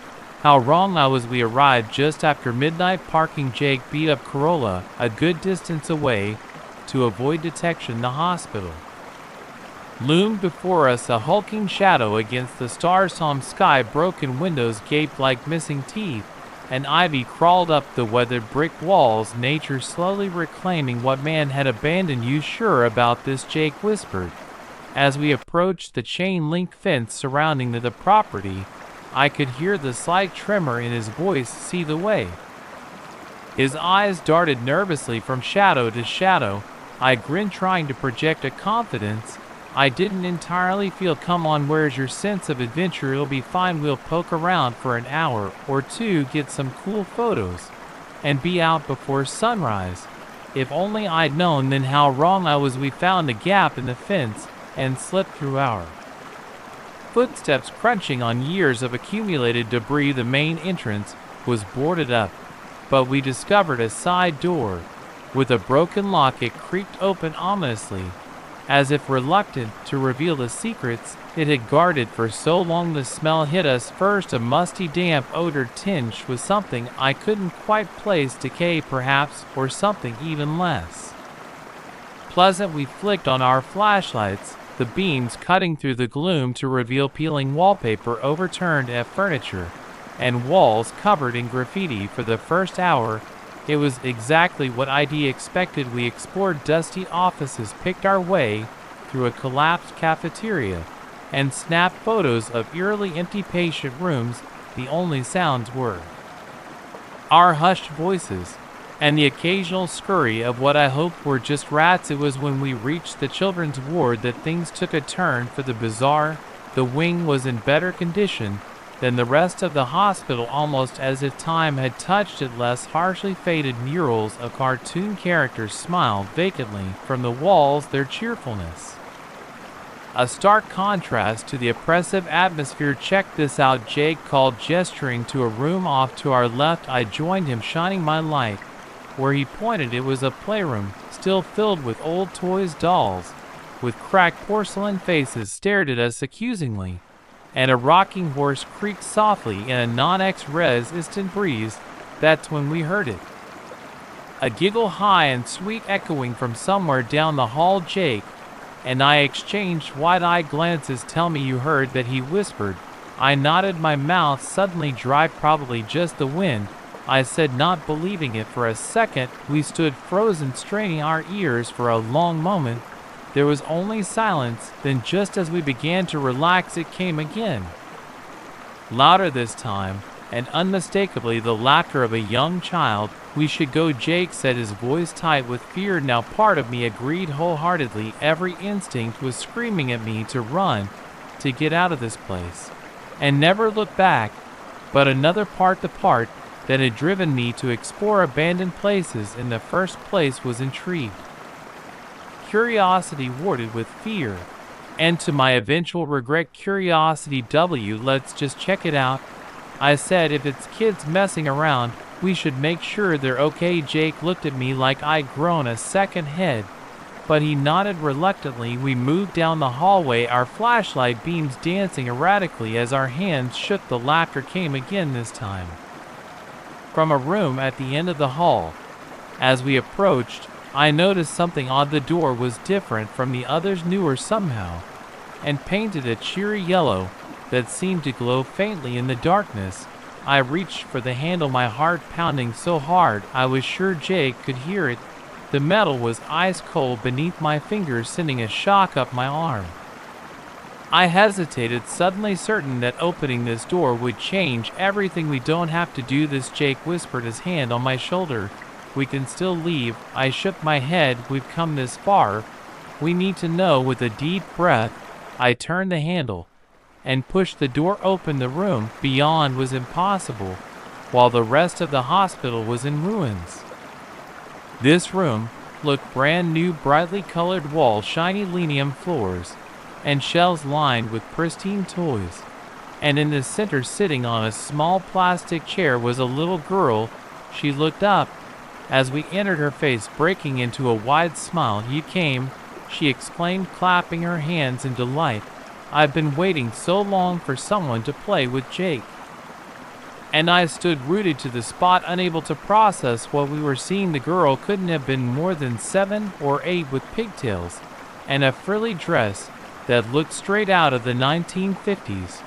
Who are you?" I managed to stammer. Her smile altered slightly. "I'm Sarah. Don't you remember? You promised you'd come back to play with me." I shook my head, confused. "I'm sorry, but we've never met before. We're just exploring." Sarah's expression darkened. The change so sudden it made me take a step back. "No," she said, her voice losing its childish lilt. "You promised. You all promise.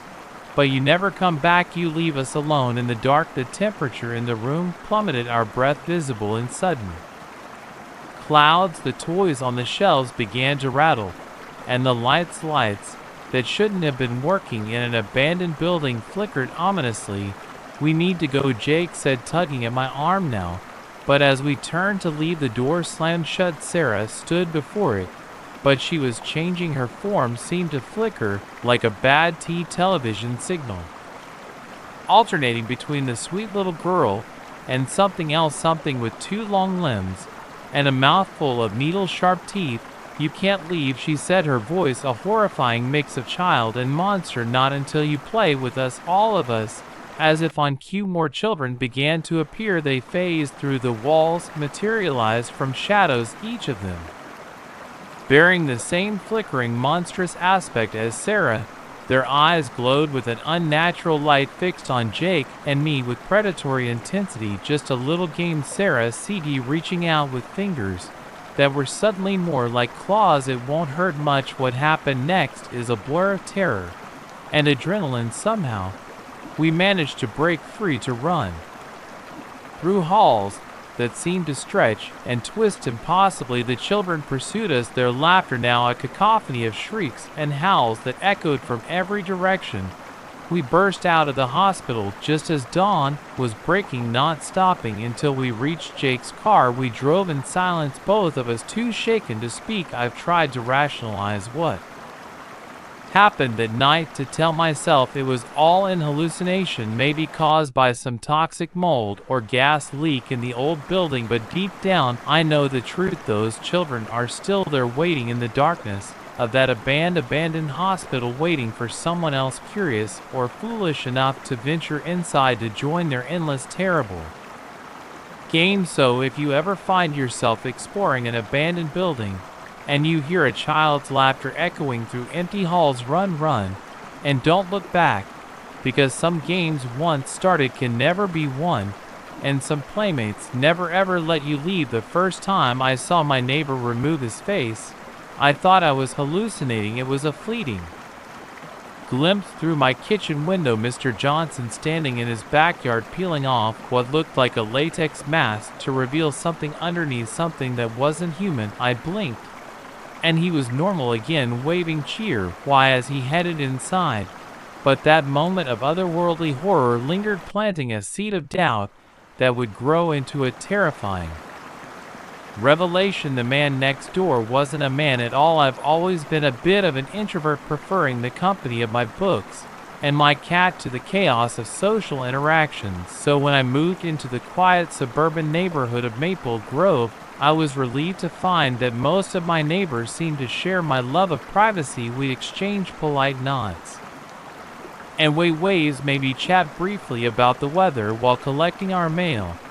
But that was about it. Mr. Johnson, however, was different. He lived in the house directly to my right, a tidy little ranch-style home with an immaculately kept lawn. From the day I moved in, he went out of his way to be friendly. He brought over a homemade pie, which I have to admit was delicious, offered to mow my lawn when I was out of town, and was always ready with a cheerful good morning whenever we crossed paths. At first, I found his friendliness a bit overwhelming, but harmless. He was just a nice older gentleman, probably lonely and eager for some company. But as the weeks passed, I began to notice oddities. For one, I never saw Mr. Johnson eat or drink anything. He'd host barbecues for the neighborhood, cook up a storm, but never take a bite himself. He'd always have some excuse, a big lunch earlier, or a sensitive stomach. Then there were the times I'd see him out in his yard at odd hours, 2 a.m., 4 a.m., always standing perfectly still as if listening for something. Once, I could have sworn I saw his head rotate a full 180 degrees, but I told myself it must have been a trick of the light.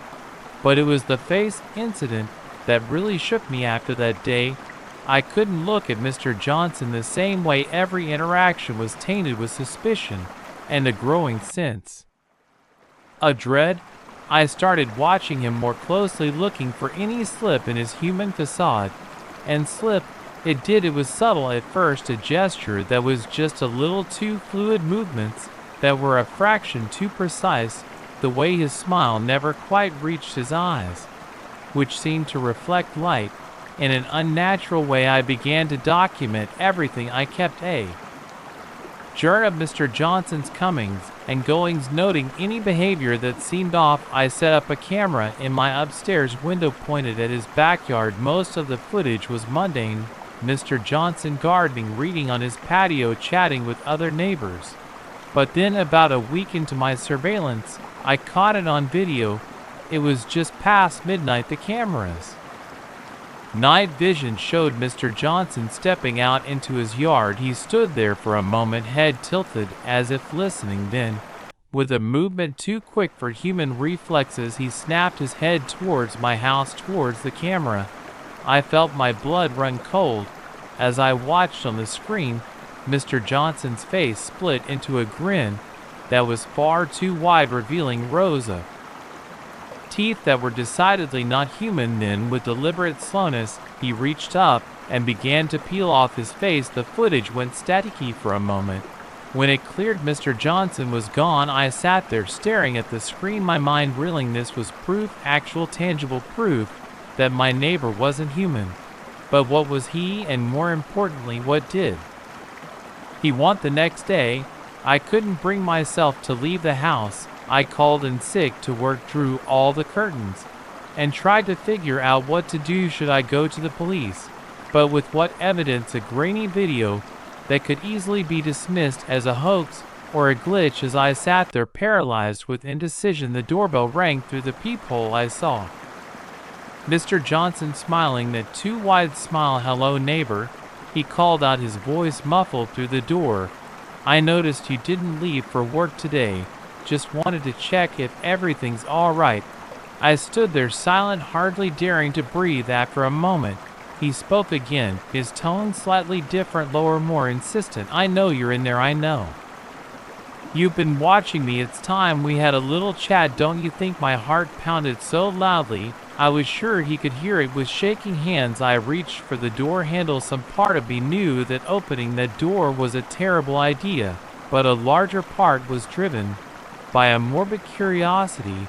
I had to know. I opened the door. Mr. Johnson stood there, looking as normal as ever in his cardigan and slacks.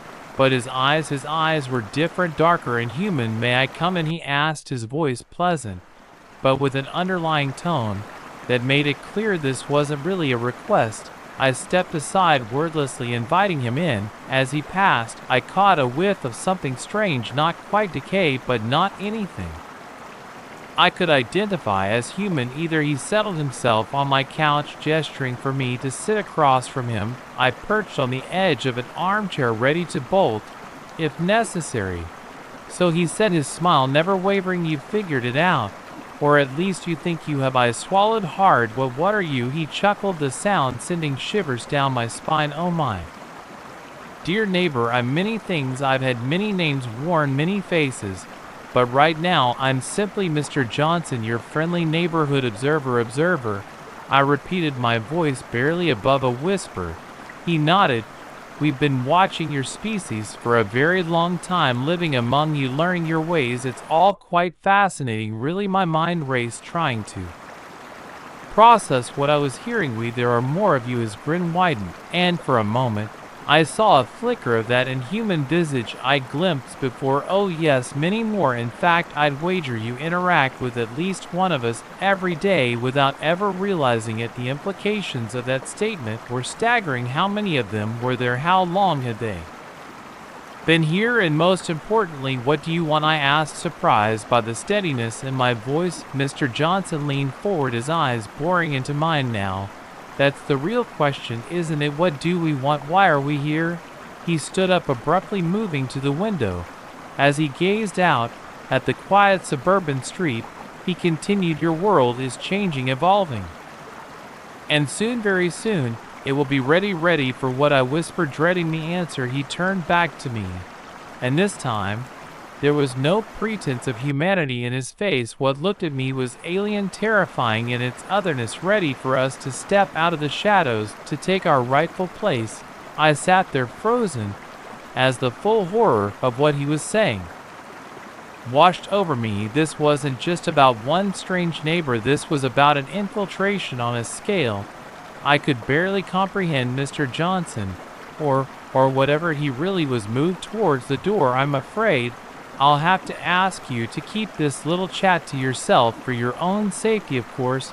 We wouldn't want anything unfortunate to happen, would we?" The threat was clear as he left. He paused in the doorway. "Oh, and do try to act normal. We'll be watching." In the days that followed, I tried to go about my life as if nothing had changed, but everything had. Every int